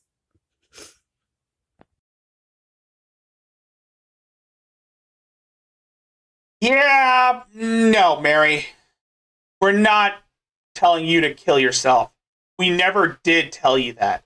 We just want you to get off the internet and we just want you to, I don't know, get your shit together. Get all your shit together. That's all we want to do. And what do? You cry wolf, you scream, you threaten suicide, and it's wash, rinse, and repeat. Simple.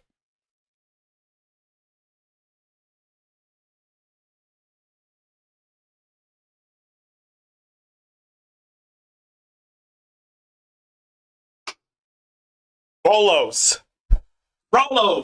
I think those are good. Yeah, those are good. Rolos are good. You would have Olio?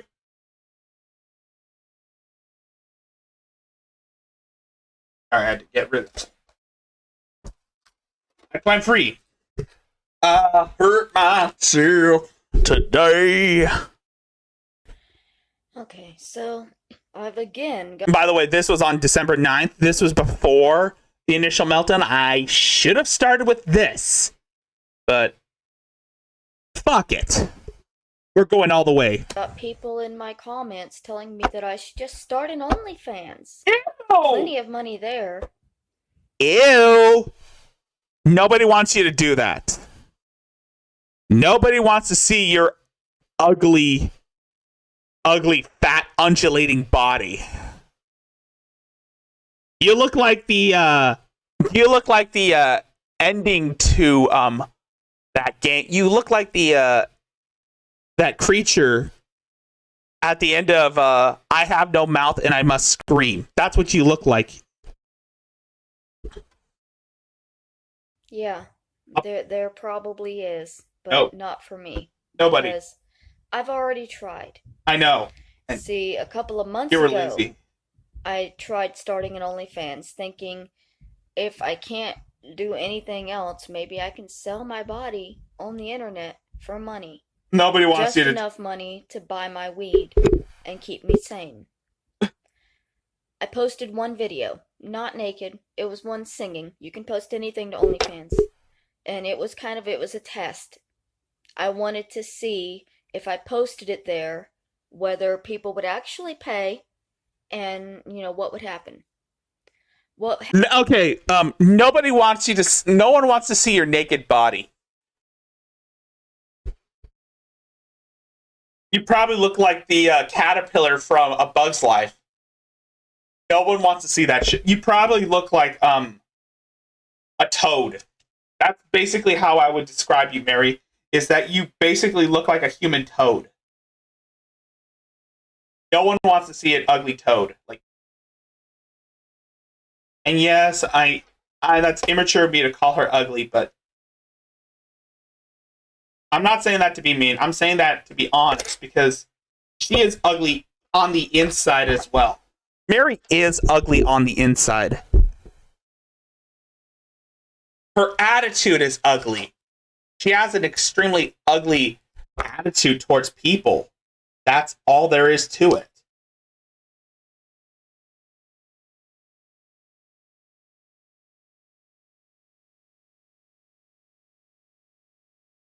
happened was literally within an hour. And I hate saying the this. video was taken and reposted for free. And I was informed that every video that I post there would be taken and re-uploaded for free so that I would never be able to earn an income that way. And this also happens with my books. Again, All of this is because she wants money for doing, and once again, that's why she decided to go on YouTube. Because she wants money for doing absolutely nothing. I'm sorry, darling, but that's not how YouTube works, Mary. That's not how any of this works. You have to put in the hours. You can't just expect people to give you money right away. I mean, look at me. I'm basically putting in with the limited resources I have left, I have at my disposal. I'm putting in as much with the limited resources I have at my disposal.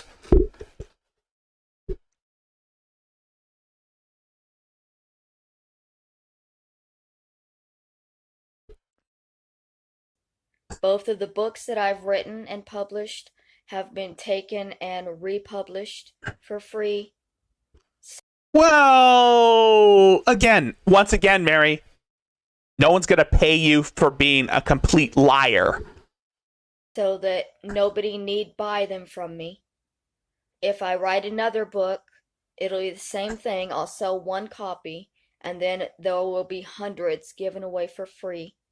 Just to make sure that I never succeed in anything. I'm going to read this from Eliana's Pink Taco. Oh my god, that is funny.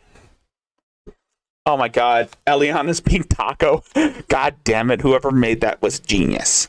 Okay, Eliana's Pink Taco said, mad because nobody will continue to give her free money week after week. No plan to ever improve things, no job. Just give me money, please. I need help every week. No, the gravy train is over, and the fact that you think you can get to complain is proof of how entitled you feel. Well, Eliana's Pink Taco is not wrong. She is extremely entitled. I think I've talked about that earlier. VMAX says, people won't donate because of your behavior. Because, plus, you spent money on weed, wine, hair dye, and beg for food and tampons. Stinky Green Cake said, but you can brag about shopping on Facebook. If you want to beg for pity donos, you can't brag about things you buy. That's true. I can't pronounce this name, but they said, is e-begging tough when your words and actions are held to account? You get your salad bowl, and we'll get our tiny violins, and we'll make a Poor Is Me song. Okay, that was funny.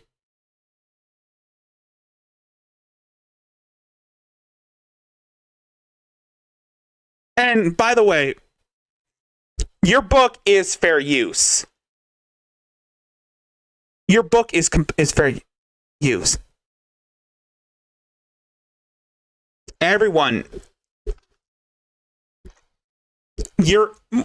and Shani does the same thing with her videos. Every time she puts her video on a paywall, someone will archive it before she puts it on a paywall, and she gets upset that people are watching it for free. It goes to show how entitled these people really are. They don't understand that they're just greedy. And I said this before, and Kathy was right. She is nothing but a selfish, greedy brat. She's always been that way, even since she was a kid. Anything at all. I can't write books. I can't make videos. I can't live stream because then if I live stream, they come in and they attack my comments. They spam bot it until my server freaks out and shuts down. Well, the reason why you can't live stream is because it's too much work and it takes too much space on your phone when your phone is already got too much space. Like I said, you could have, I don't know, invested in a laptop, one that runs on OBS, but instead you'd rather lie and cry and beg constantly. So I can't live stream, I can't OnlyFans, I can't write books.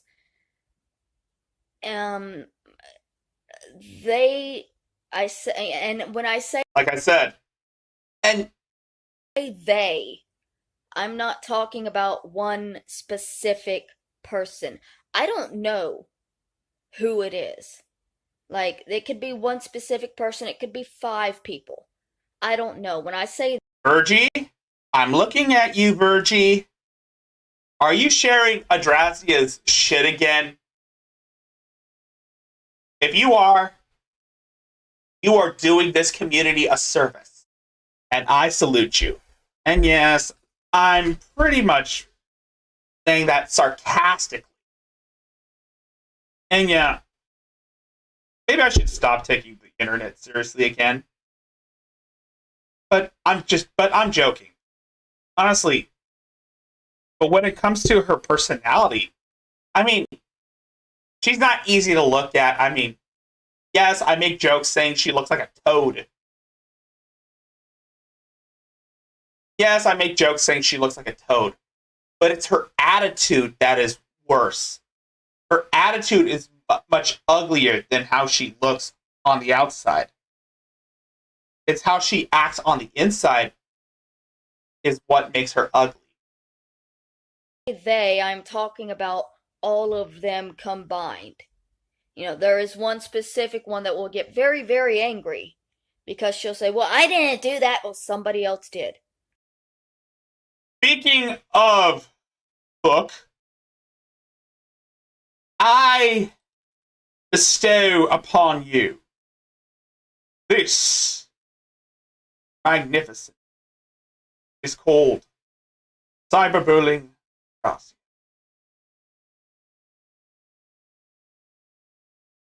Okay.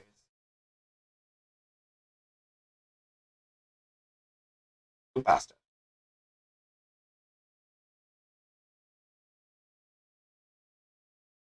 All right.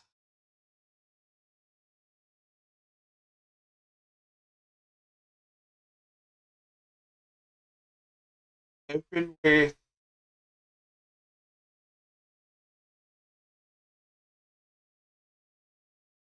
hold on. I am going to be reading a passage from Mary's second book, Cyberbullying Adrastia. As you say, I've already written the part where she says, cyberbullying is a real problem online. Cyberbullying is a real problem online. And it is not just a game for kids in high school anymore. The people in this story are all adults. That only helps to make the situation much, much worse.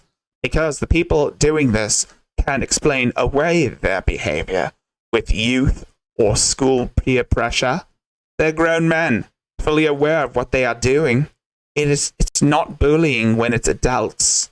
It's targeted harassment meant to destroy and kill. Oh, we're putting in the good word.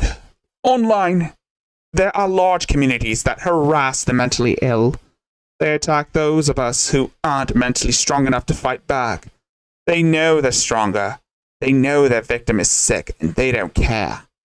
This creates an extremely dangerous situation, which will be relived through this book as best as I can. Please don't bully people. Whether you're a child or an adult, everyone is going through their own struggles. Cruelty and hate never helped anyone. And keep in mind, I'm doing this in a British accent. And who says anything about fixing her? Chapter 1. Who is Adrastia? Adrastia. No, I didn't slam my palm on the left side of the keyboard. That's my online username. Also, my author name. This is my second book. Sorry if the spacing is off, or the grammar is bad. I'm not a professional writer. I'm a mentally ill woman trying to tell her story. My real name is Mary. I'm currently 36 years old, diagnosed with CPTSD, bipolar, borderline personality disorder, and a fairly bad eating disorder. I have zero real-life friends and no social skills to make any. In honesty, I'm scared of people. I grew up in an abusive home. My father beat my mother nightly. He beat her the day my brother was born, causing him to be born with cerebral palsy. We always had roaches, head lice, and anxiety. The screaming was so constant that my brother could get scared if it wasn't loud. A TV or radio would have to be on him for... A TV or radio would have to be on for him. That's the beginning of my mental health issues. The CPTSD. Childhood abuse stunts emotional growth. Even so, though, people see me as intelligent. I'm not emotionally an adult, and possibly will never be. I cry easily, and always have. Everything feels like forever. So when bad things happen, in my mind, it's never going to stop, and I feel hopeless and helpless to control my own life.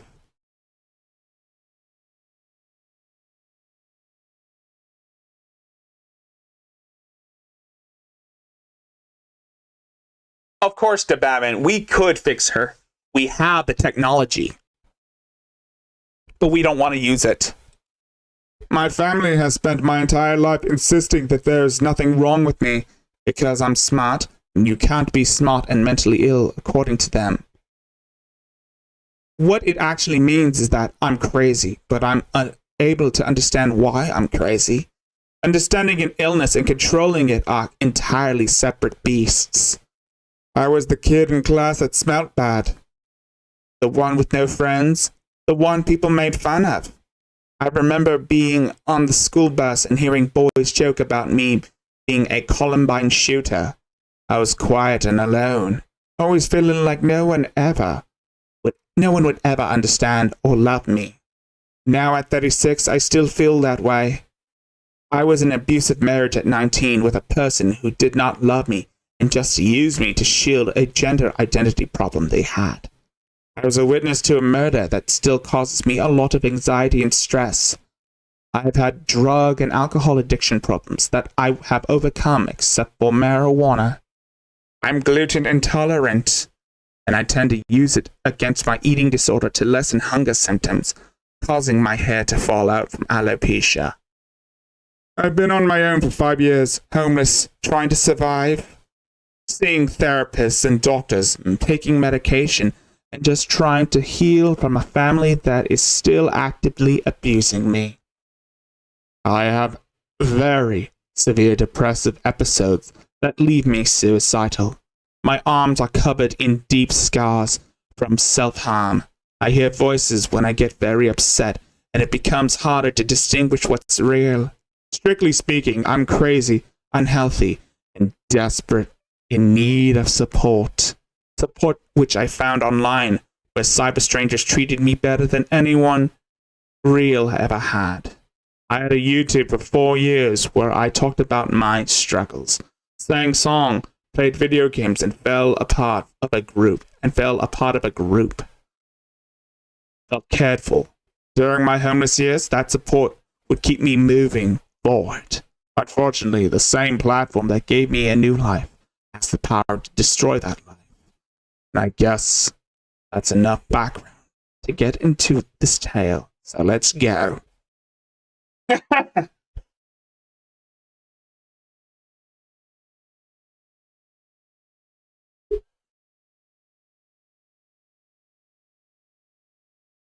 Fine, you didn't do that. Somebody else did, and it's associated with the same fucking situation.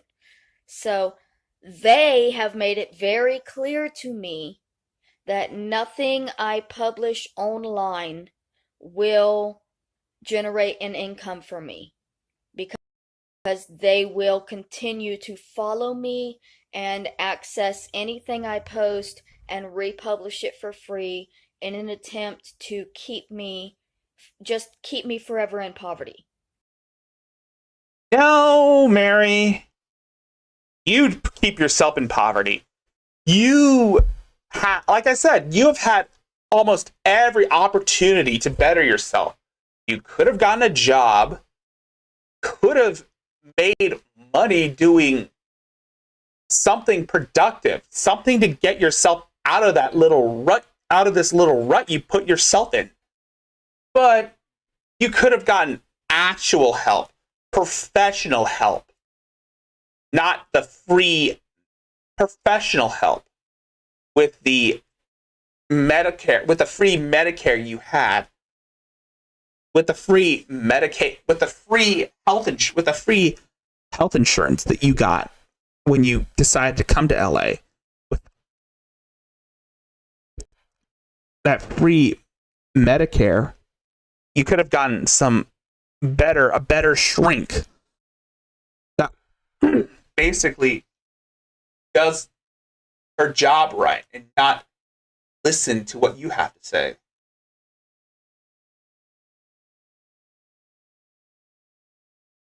And like Life with Porpoise said,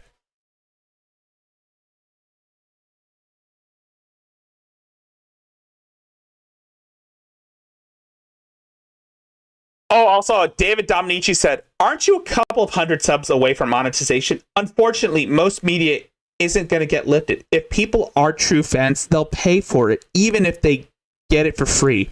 These confrontation videos you posted last month were fire. If you stay focused, you'll be monetized in no time. And then you could start a Patreon or something. I'll say though, the one real thing that might get in your way is any malice toward Aunt Kathy.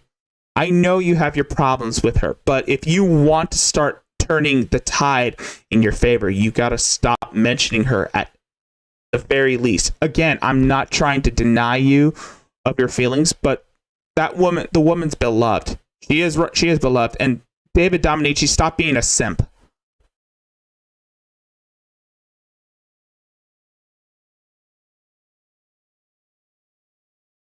I do want to see people improve. Yes, I do want to see people improve. But, and yes, and I'm going to be real. Let's move away from the person that wants to fuck with Mary. Let's move away from that persona. Yes, I call her fat and lazy, but that's part of the persona. And yes, but I'm going to be real with you, Mary. I'm going to be real. I'm not going to be a piece of shit. I'm not going to be a shitty person. I'm not going to call you fat for now. I'm going to take a moment to say, Mary,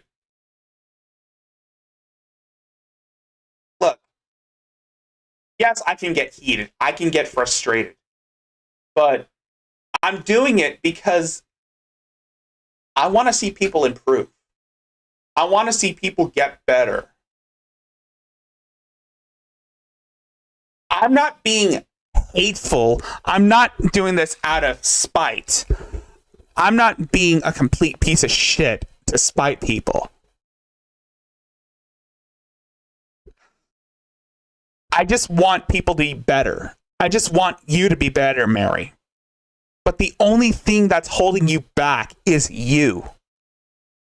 If you had, I don't know, shifted your content and stopped lying about people who have done absolutely nothing to you, but offer you some strong advice and even laugh at your expense, you could have done more. You could have, I don't know, ignored what people said and tried to work on yourself. But instead, you're the only one that's holding yourself back. Not the trolls, not Adonis Paul, not Aunt Kathy, and most definitely not Daywave. They're not the ones that are holding you back. You are, Mary. You're the one that's making it hard on you.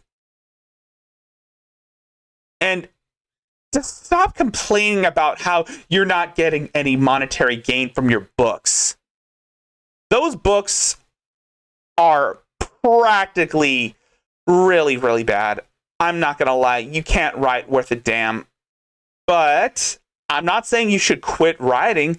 I'm just saying there is room to improve. You can, I don't know, take online classes on literature or creative writing. You can take online classes on creative writing.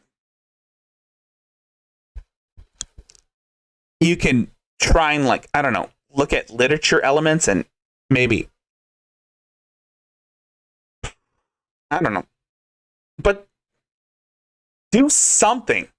Take an online school, take an online class, attend a community college, do something to better yourself. Anything can be better than making countless videos trying to play the victim and expect people to pity you and give you money. If I continued that, which unfortunately I did this summer, but now that I see what I did and I was called out for it, I realized, yeah, maybe I shouldn't be doing that anymore. But I was desperate. I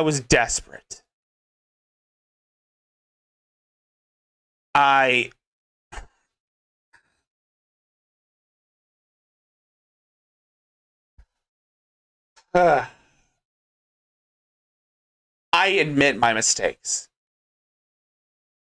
And as much as I like to pin my PayPal account in the chat as a reminder that you can check it out if you want, that's fine. I don't mind if people donate money to me. I welcome it. And it's for a good cause.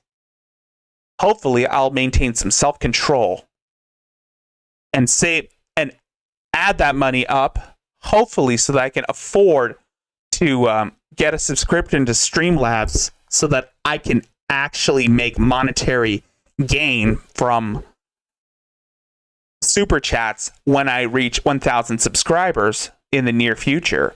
But that'll come when the time is right. That'll come eventually. Just not right now. I have so much to do. I have so much to learn. And it'll take a long time to get where I am right now. To get there. It'll take a lot of planning. And it'll take a lot of hard work. And I might do some scripts for videos.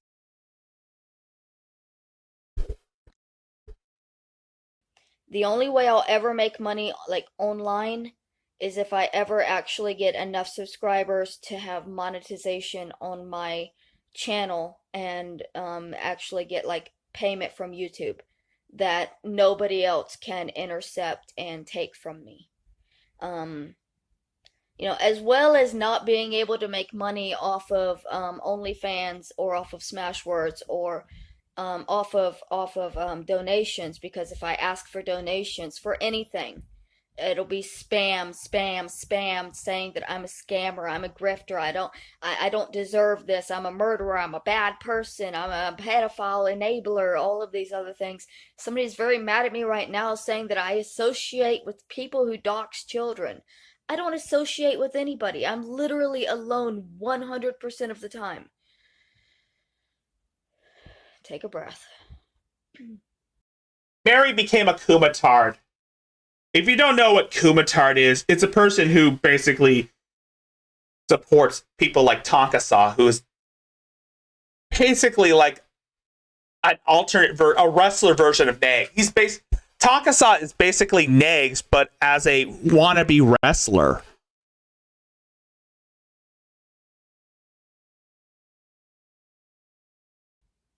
This is a frustrating topic for me because it's my livelihood, it's my life, and it's been hijacked, and this has gone on for a year now, and it's never going to stop because the people that are cyber harassing me and cyber stalking me, they have made it very clear that they are so obsessed with me that they will continue this activity until I am dead. Really? That's point blank. Until I am dead, they will continue the harassment and the cyber stalking. They will never allow me to earn an income online because they fully believe that I can hold a job and that's the only way that I'm going to be allowed to make money. But it's not for them to decide what I'm able. Well, they're not wrong. A job is the only way to make money. I consider this a job some way, but it's not going to pay the bills. I can also do commissions for artwork.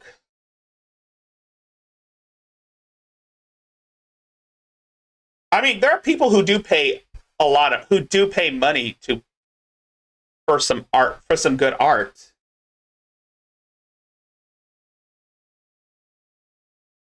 I just need to get some clients in.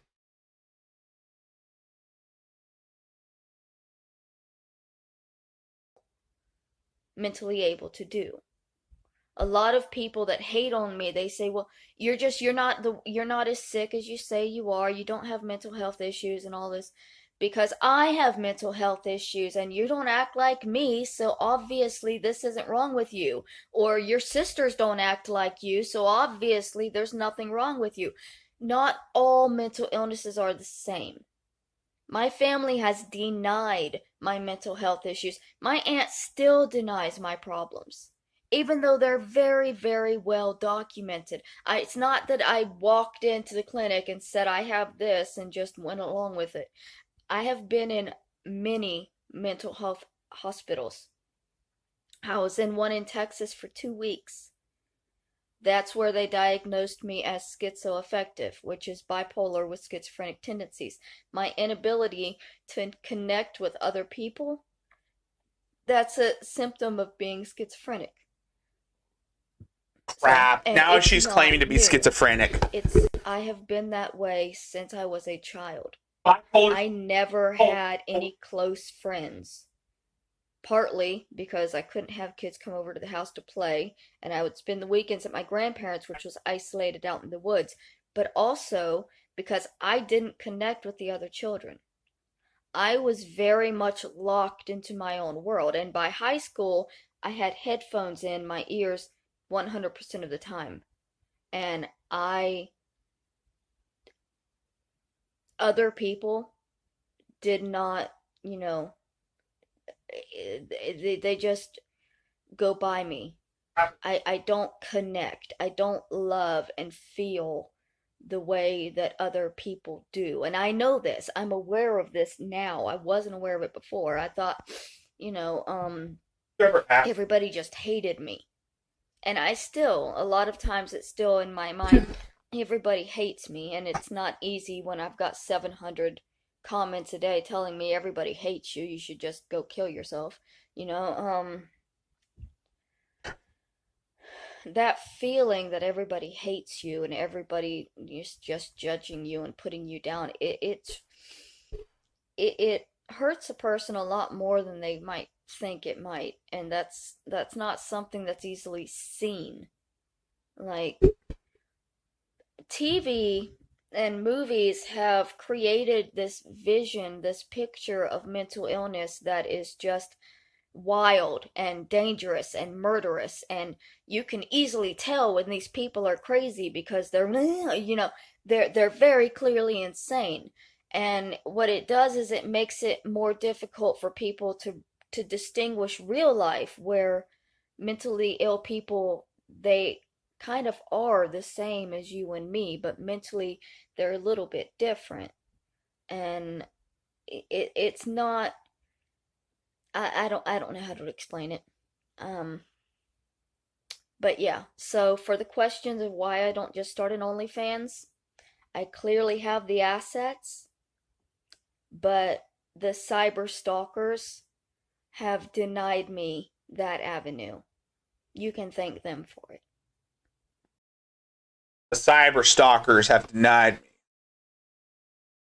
No, Mary, you're just too lazy to put in the effort. That's all there is to it. He's just lazy.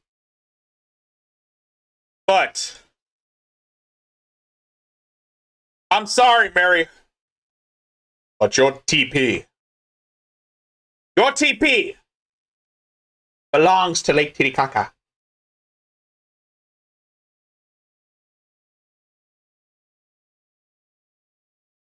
I'm sorry, Mary. But your TP belongs to Lake Titicaca. Nicaragua.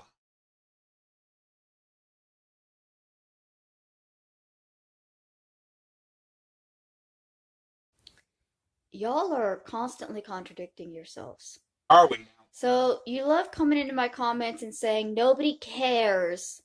Nobody cares about you. You don't matter. You're not special. But if I truly was not special, why would you be this obsessed over me?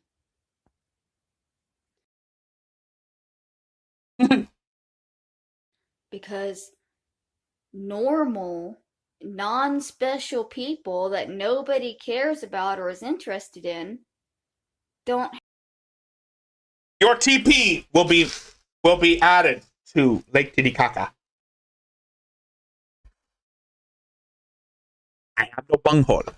The reason how I can tell who the real Adonis Paul is, that Adonis Paul is a gringo and he has no bunghole. Bungholio. Have hundreds of hate followers. That's not something that average people have. That's something that I have, which means. No, Mary, you don't have 1,000 hate followers. You have only 759 subscribers. Most of those are probably hate follows.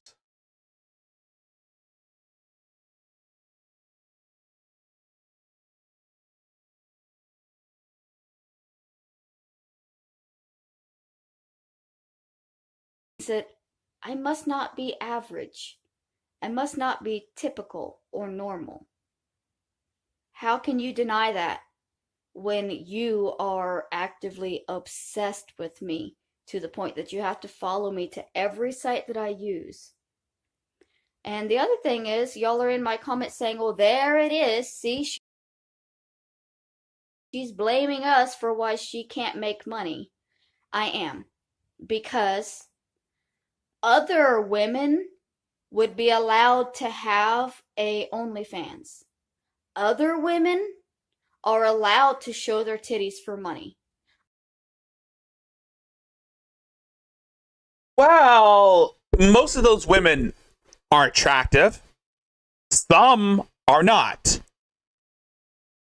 Some people pay those OnlyFans. Some people would buy the OnlyFans for entertainment because they want to cringe at something disgusting. Like, I don't know, Shani's OnlyFans. Does anybody remember when Shani had an OnlyFans and she and Rev would basically engage in what they thought was sexual activity when it's just a dry heave? And they were basically cringing at it and laughing at how bad it is. Remember when Drag shared that with his brothers?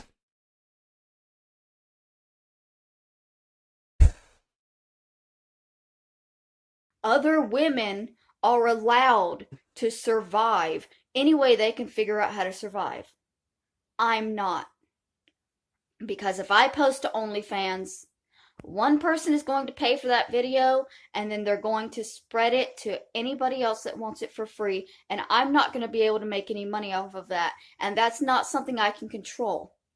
I can't stop this person from taking every piece of intellectual property or anything that I put out there. I can't stop them from taking it and profiting off of it for themselves. 2-page essays. A 12-page essay isn't considered a book. An actual book would be like 100 pages. Your little manifesto barely covers the barely qualifies as a book.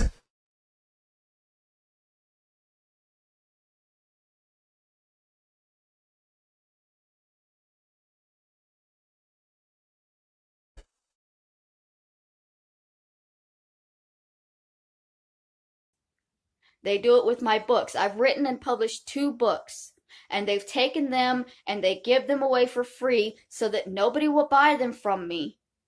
And they laugh at me when I say that that's not really fair, and they say, "Well, you're not really an author. They're not really books. They're too short." They are too short. They are too short to be books, Mary. It's not for you to decide whether my book is long enough to be considered a book. Yes, Carlitos. I wrote it. The pamphlet she I wrote. was proud of it. Hey, Carlitos, what's up? It was my work. And now I can't sell it because people that hate me are giving it away for free. And you can keep telling yourselves that y'all aren't doing anything to stop my income, but that's 2 sources that you've completely stopped. You completely stopped my book sales. I haven't sold a book in months. And you've completely stopped my OnlyFans because the only video that I ever uploaded was instantly taken. And I was told that every video would be taken and that there was nothing I can do about it because these people are in Australia and there's no laws about sharing other people's pornography. What you did was not pornography. You were just singing terribly. And you suck at singing, Mary. I'm sorry I can be cruel. I'm sorry I can be a dick. It's my name, Richard. You literally paid for. You know, you're going to pay $5 to see me naked and then give it to 500 other people for free. I'm only making $5 off of that picture that 500 other people just got for free. Okay, Mary, nobody wants to see you naked. You're not good enough for that shit. No one wants to see you put jelly beans up your ass. I'm just sorry. I'm sorry. I just had to say it. But y'all aren't doing that. You're not stopping me. If everybody who read my book paid for it, also, I would have a lot more money. If everybody who watched my OnlyFans video paid for it, I would have a lot more money. And there she is. And here she is trying to blame everyone for not giving her money. This is just her e-begging. And typical Adrasia, begging for money, complaining that she's not getting any profit from viewing her content. It goes to show how entitled she really is. And that's why I have a gripe against her, is because she has this sense of entitlement. She thinks that she is owed money for existing. She thinks she's owed money for existing. I'm sorry, darling, but that's not how the real world works. That's not how the real world works, Mary. And the people who do OnlyFans, those people, they put in the effort in selling their content. There are women, good-looking women, who grind on pillows completely naked on OnlyFans. And people pay big money to watch them grind on a pillow. What you do is crying and complaining and blaming everyone else for not getting paid and not getting paid for it. Who's getting that money? The people that are trying to hurt me and profit off of my life. So yes, my finances have been drastically altered by the cyberbullying that I have been experiencing. I have no way to earn money online. And that's the problem, Mary. Your eBay. This is and that's the thing, Mary. The reason why you're not getting any money online is because You scam people. You're a scammer. No one's gonna. You're nothing more than a scammer. You're like Shani. You're complaining about not getting any compensation. You're complaining for not getting compensation for what you put on the internet. No one's gonna pay to watch a mentally unstable woman complain about her life. No one's gonna pay top dollar to see that. They can watch it for free. And no one's gonna pay to read your shitty pamphlet you call a book. And that's not normal, because normal women, every other woman is allowed to do that. Every other woman is allowed. I'm not. Just me. Also, another thing. Every other woman did not tell a child molester to bury a handicapped lady. M. Stone said, no, being accessory to a murder is definitely not something a lot of people have in common. Yes, you're special like that. Ma'am, you don't put any worth. Ma'am, and Olga Itsuka said, ma'am, you don't even put out anything worth stealing. Also, good job getting that blue look. The new BH says, you didn't think it was all odd that this man bought a shovel and nothing but? Had he expressed an interest in gardening? I guess it would make sense considering his interest in vegetables. Oh man, that was just wrong. Whoever, the new BH. I'm just reading comments. And Stinky Green Cake said, maybe instead of arguing with your audience and whining, you produce some entertainment.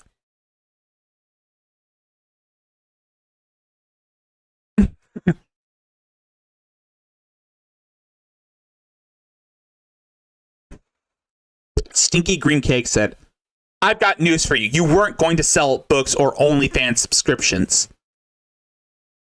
YouTube, stop scamming the state of California.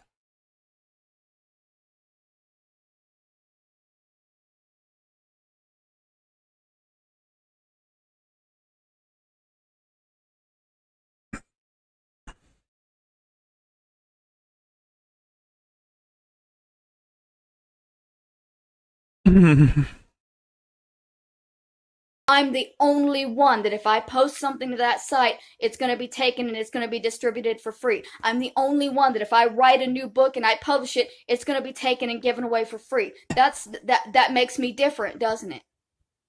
That makes me different. Because everybody else is allowed to do that. I'm not. So how can you continue to say that I'm not different and I'm not special and you're not doing anything? The reason why we say you're different is because no other woman is an accessory to a murder of a potato. But you, Mary. No other woman on OnlyFans went to Walmart with a child molester to buy a shovel to bury the potato in.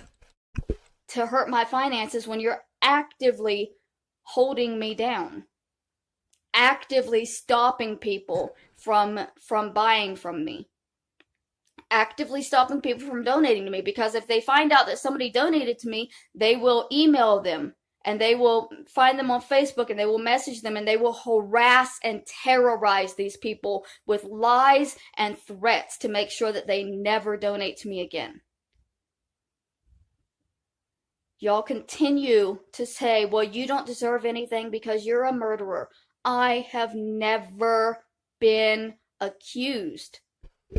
I've never even been accused of it. Again, Mary, you are not a murderer, Mary. You're an accessory to a murder. An accessory. Meaning, you went to Walmart with Kenneth to buy the shovel to bury the potato. I honestly, now that I think of it, Roberta Law's face does look like a potato. Her head is shaped like a potato in those pictures. It's shaped like a potato.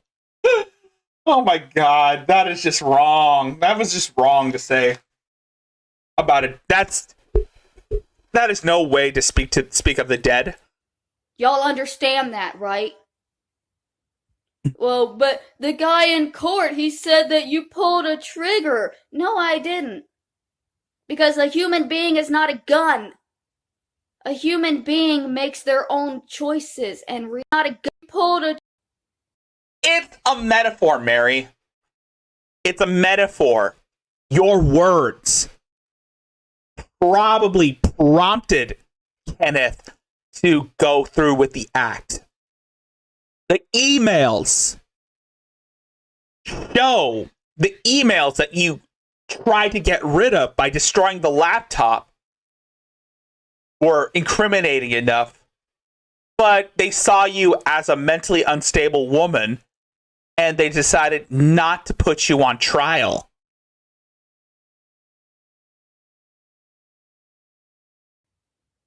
Well, but the guy in court, he said that you pulled a trigger. No, I didn't. Because a human being is not a gun. A human being makes their own choices and reactions. He chose to create a fake email account with a fake name. He chose to go on Craigslist and look for women who were mentally unwell. He chose to lie to me and tell me that he was a millionaire named Brian, that he was 10 years younger than he was single, that he was looking for a girlfriend. He chose to put his fiancée in a hotel for 2 weeks so he could move me into his home and make me believe that he was truly in love with me and wanting to be with me. He chose all of that. I read that part in the I Will Never Stop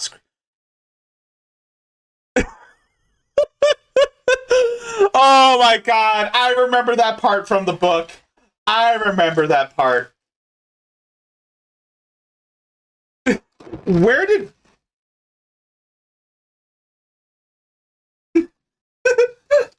Oh my god. I remember that part. I remember that part from the book. And did he say that? And don't forget the vigilante gang of bikers. Don't forget that, Mary. All of it. I never went to jail for a single night. Oh, I have the book. Hold on. Let me invite you to the Discord so I can share it. It's good. It's good. Mary's Punch is in a can. Brought to you by the Carton Man. And from the place between her thighs. Get it now. Mary Punch in a can. I like Mary's Punch. Carlito.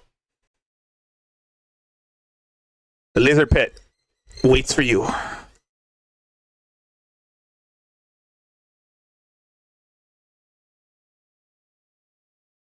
I'll send you a link to the Discord so I can share you the book.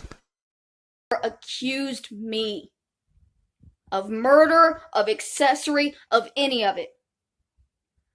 People online have accused me and judged me as guilty for something that the police and the detectives that worked on the case for like 3 years never accused me of. Never. And they're basing it all on something that was said in court, which everybody knows that even if somebody is guilty, they have to have a lawyer that will try to defend them. The man pulled something out of his ass because he had to have a defense for this murderous pedophile that created a fake life and tried to find somebody else to replace his disabled fiancée because she was pregnant and he didn't want to have the baby. I don't care that y'all can't find in the... And this is one of the stories that she retconned. This is one of the stories she retconned. Saying that, oh, she's pregnant, even though she was 46 years old and she was in a wheelchair and she has cerebral palsy, but she's pregnant.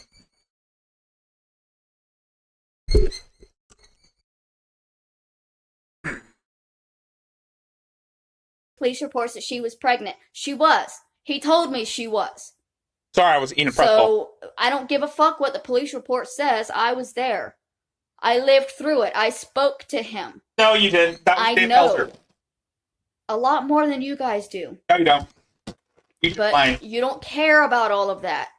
No. You care about this one thing that was said this one time by the defense attorney that was trying to get a murderer off of death row. It was a prosecutor, by the way. Rafik Eller. That's the nail in the coffin. That's the proof that you need. The same kind of defense attorneys that called Ahmaud Arbery a criminal and a thief, even though there was absolutely no evidence that he was. You can't take things that are said in court like that seriously, because the attorneys and defense lawyers will straight up lie. They will straight up lie. If anybody watched the Ahmaud Arbery case, you should understand exactly how they lie. They lie and they lie and they discriminate and they paint the worst picture to make you look like a monster, even if you're not, because that's their job. And my life has been destroyed because of that one. Carlitos, I sent you a link on Discord. The book. Enjoy. Comment that defense attorney said on like the last day of the trial. Even though I never went to jail, I never went to trial, I never went to court, when I testified. AP said it best. They didn't need to put you on trial. They saw you were crazy. They saw you were frantic. And they decided, no, it's not worth it. And Kevin McBride just testified and said it was all him. And you believed it. It was not for me. They were not asking questions to decide whether I was going to court, whether I was going to jail. They were asking questions to figure out whether he did it. It was never a question of whether I did it or what I did, ever. That's something that you people are making up. And you say, well, you bought a shovel. How? I had zero money. How did I buy anything? You weren't the one that bought the shovel. Kenneth bought the shovel, and you accompanied him to Walmart. This is the thing that she doesn't understand. She doesn't understand the fact that, dude, you accompanied him to the drive to Walmart. What you mean is I was with him as he purchased something, because I was always with him, because every second I wasn't with him, he had me locked up so that I couldn't escape. Okay, that part was in your book. That's not proof of anything either. Okay, Mary. Okay, maybe the part where you were lying that you were in a dungeon and he locked you up and raped you to no end. That's the part that we were upset about, is that you were lying about being locked up in a dungeon. I mean, locked up, chained to a bed. We were making, AP and Virgie were making fun of you for that.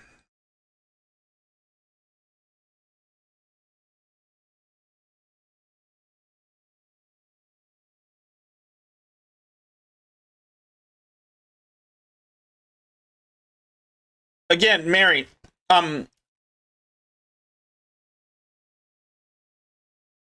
it, I'm eating a pretzel.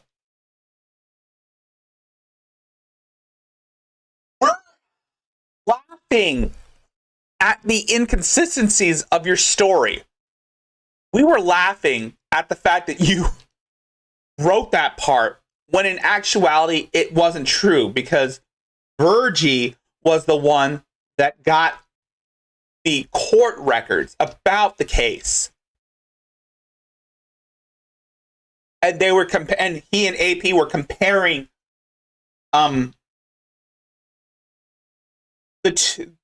the actual case to what you wrote in your book.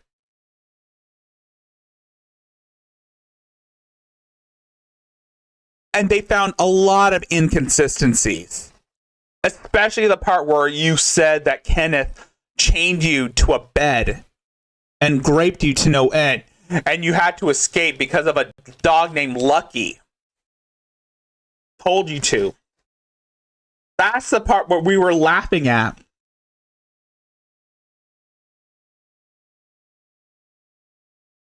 But it doesn't matter. It doesn't matter that none of you can prove any of it. You're going to continue harassing. You're going to continue defaming and degrading and putting me down day after day after day and telling everybody that I'm this horrible damn, Carlitos, you're so wrong for that person when I'm not.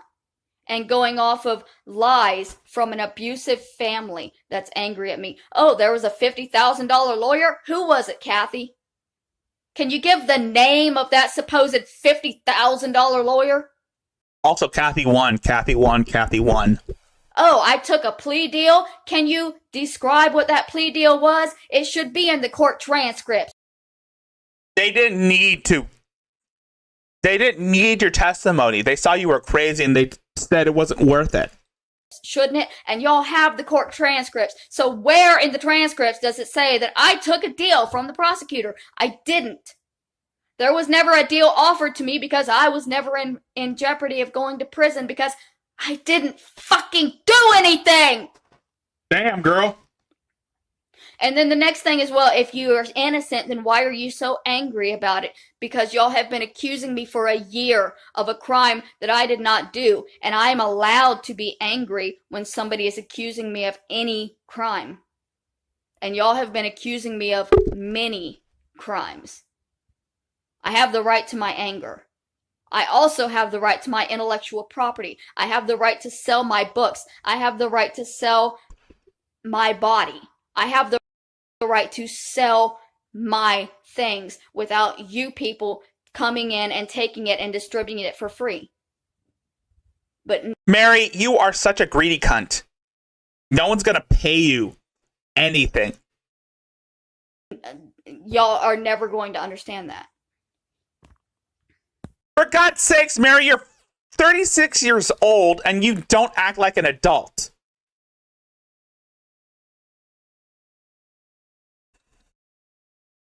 Okay, so now y'all are saying that they did accuse me.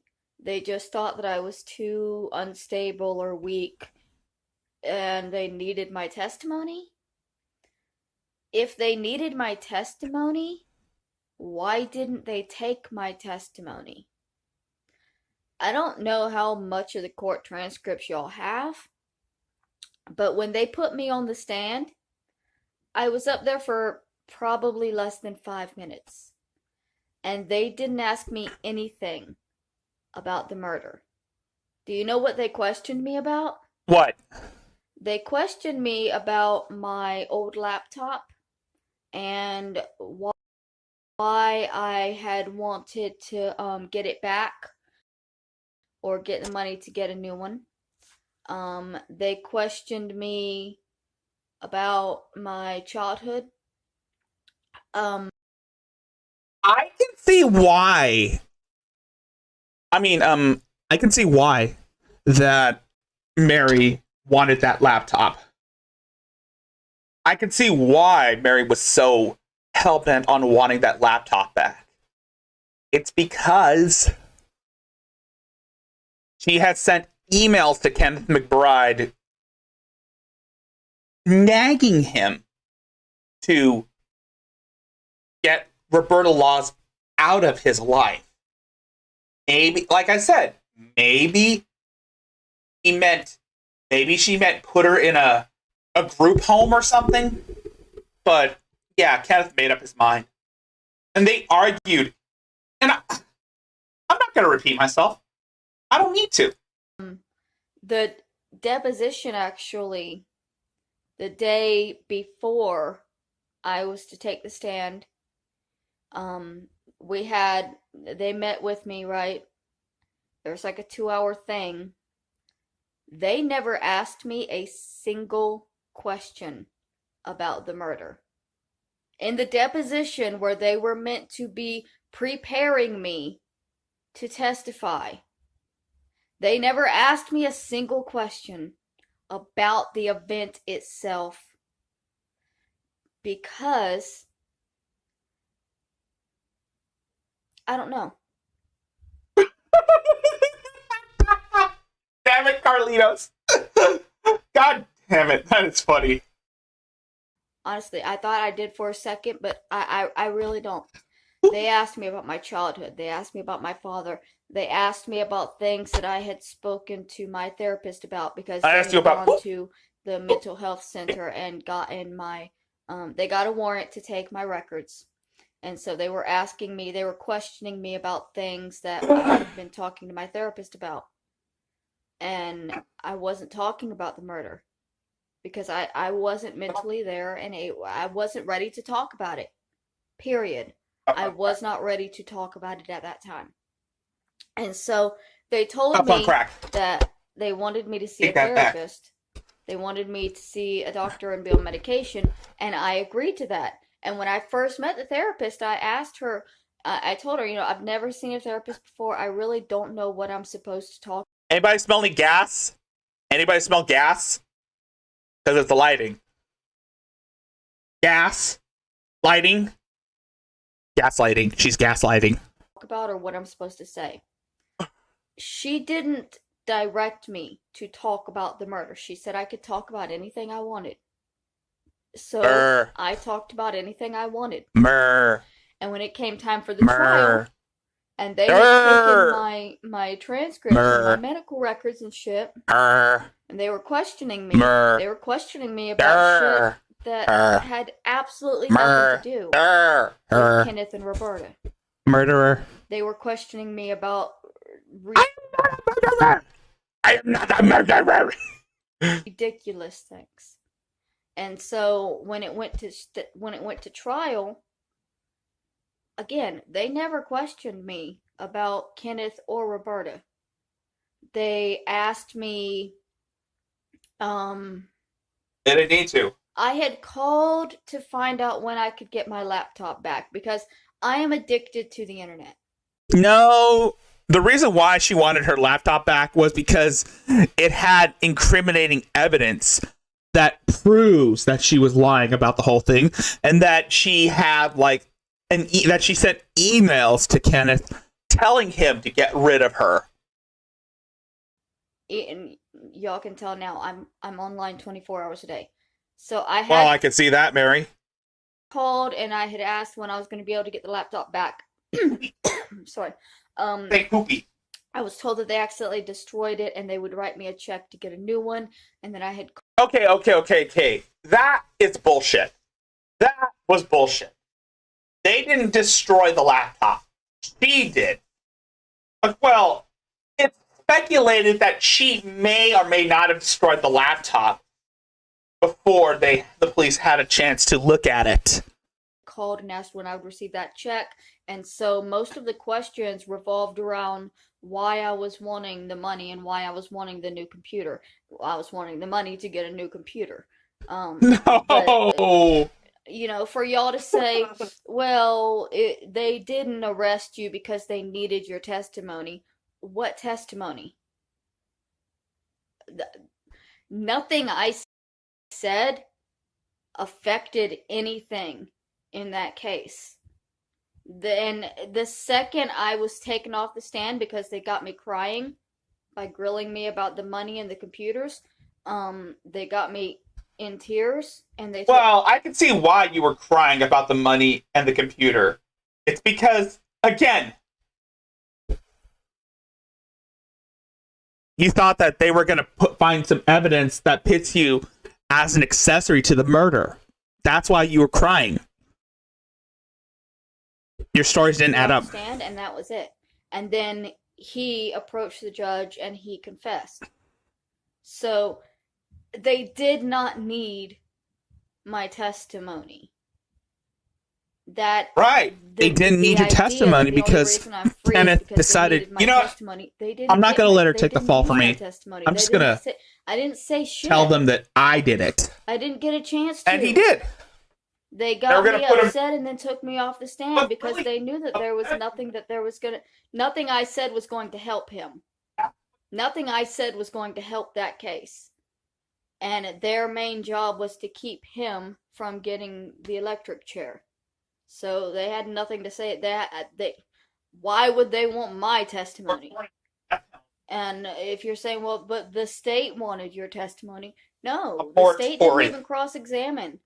Mr. John Guy didn't ask me any questions. Poopy. I mean, I met with him. He helped me out all day long, but he didn't do a cross-examination after the other guy got me upset because they had already got me upset and took me off the stand. And if y'all have the court documents that you say you've gone over so many times, you should absolutely know that.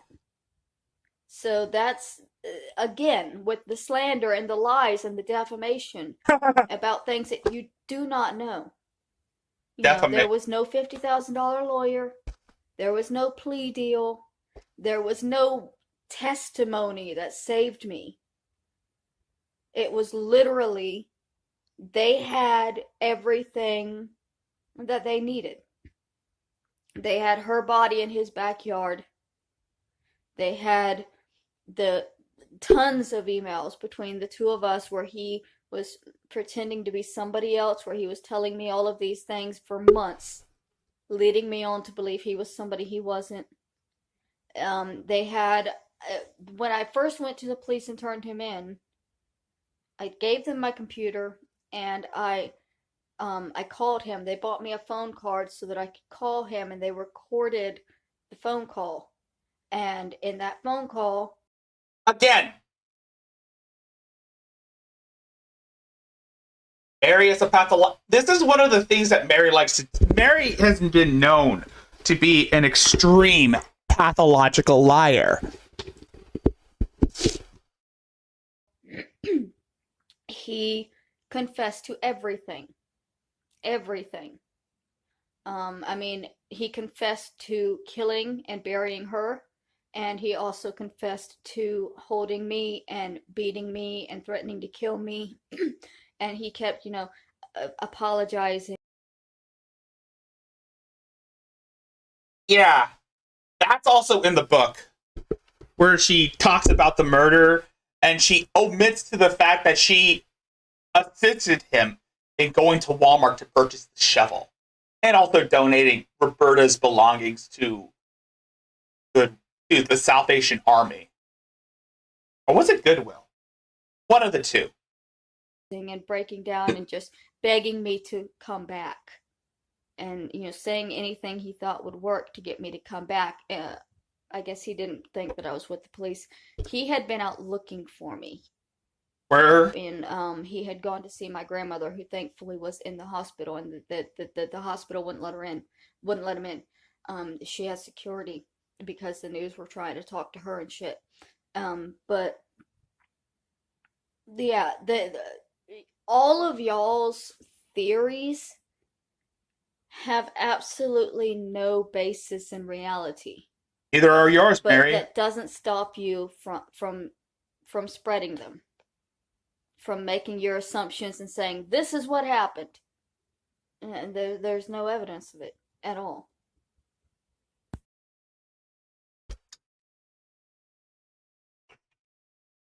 Mary likes to live in her own fantasy world. That's a given.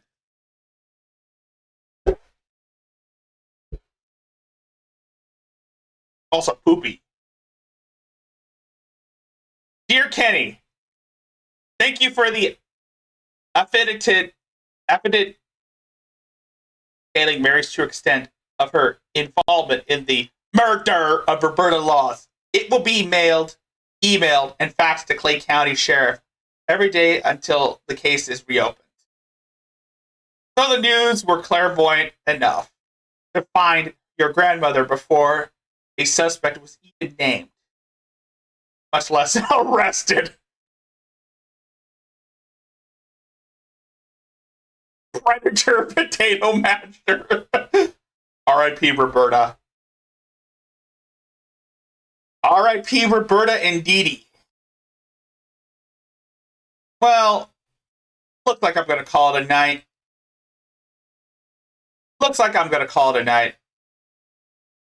Thank you for sticking around and spending 3 hours of me droning on about how this sociopath can never take responsibility for herself. And thank you, Adonis Paul, for passing the torch onto me. Also, and I have to thank Adonis Paul for passing the torch onto other people who will take on this case. And I shall pass the torch on to someone else.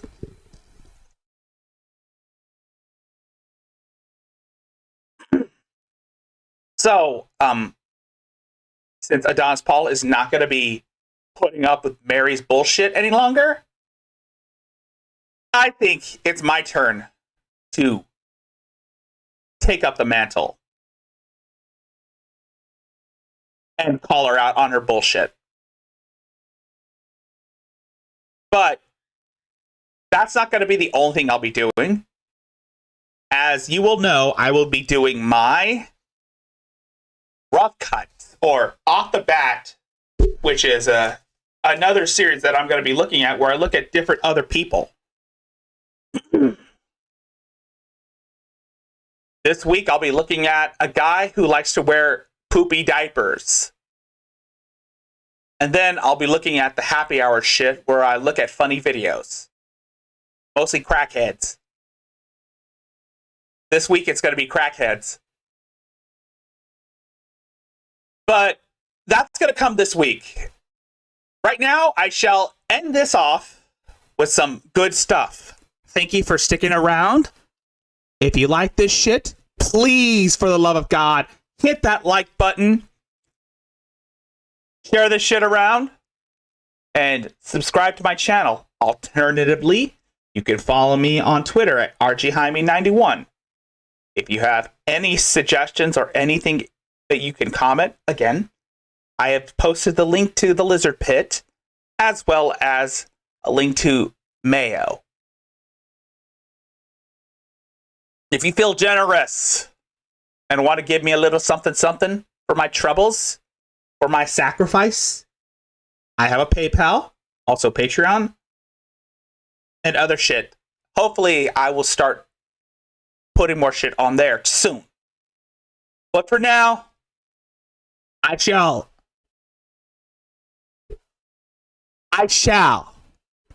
not leave you guys empty-handed.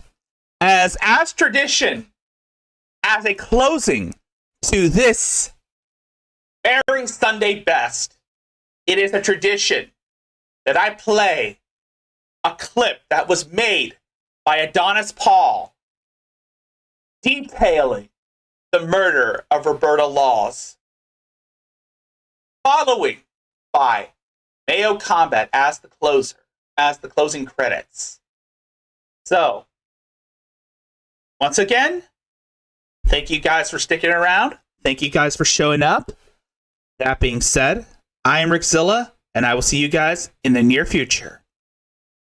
Now, let us play The Murder of Roberta Laws by Adonis Paul. Good night, everyone, and take care.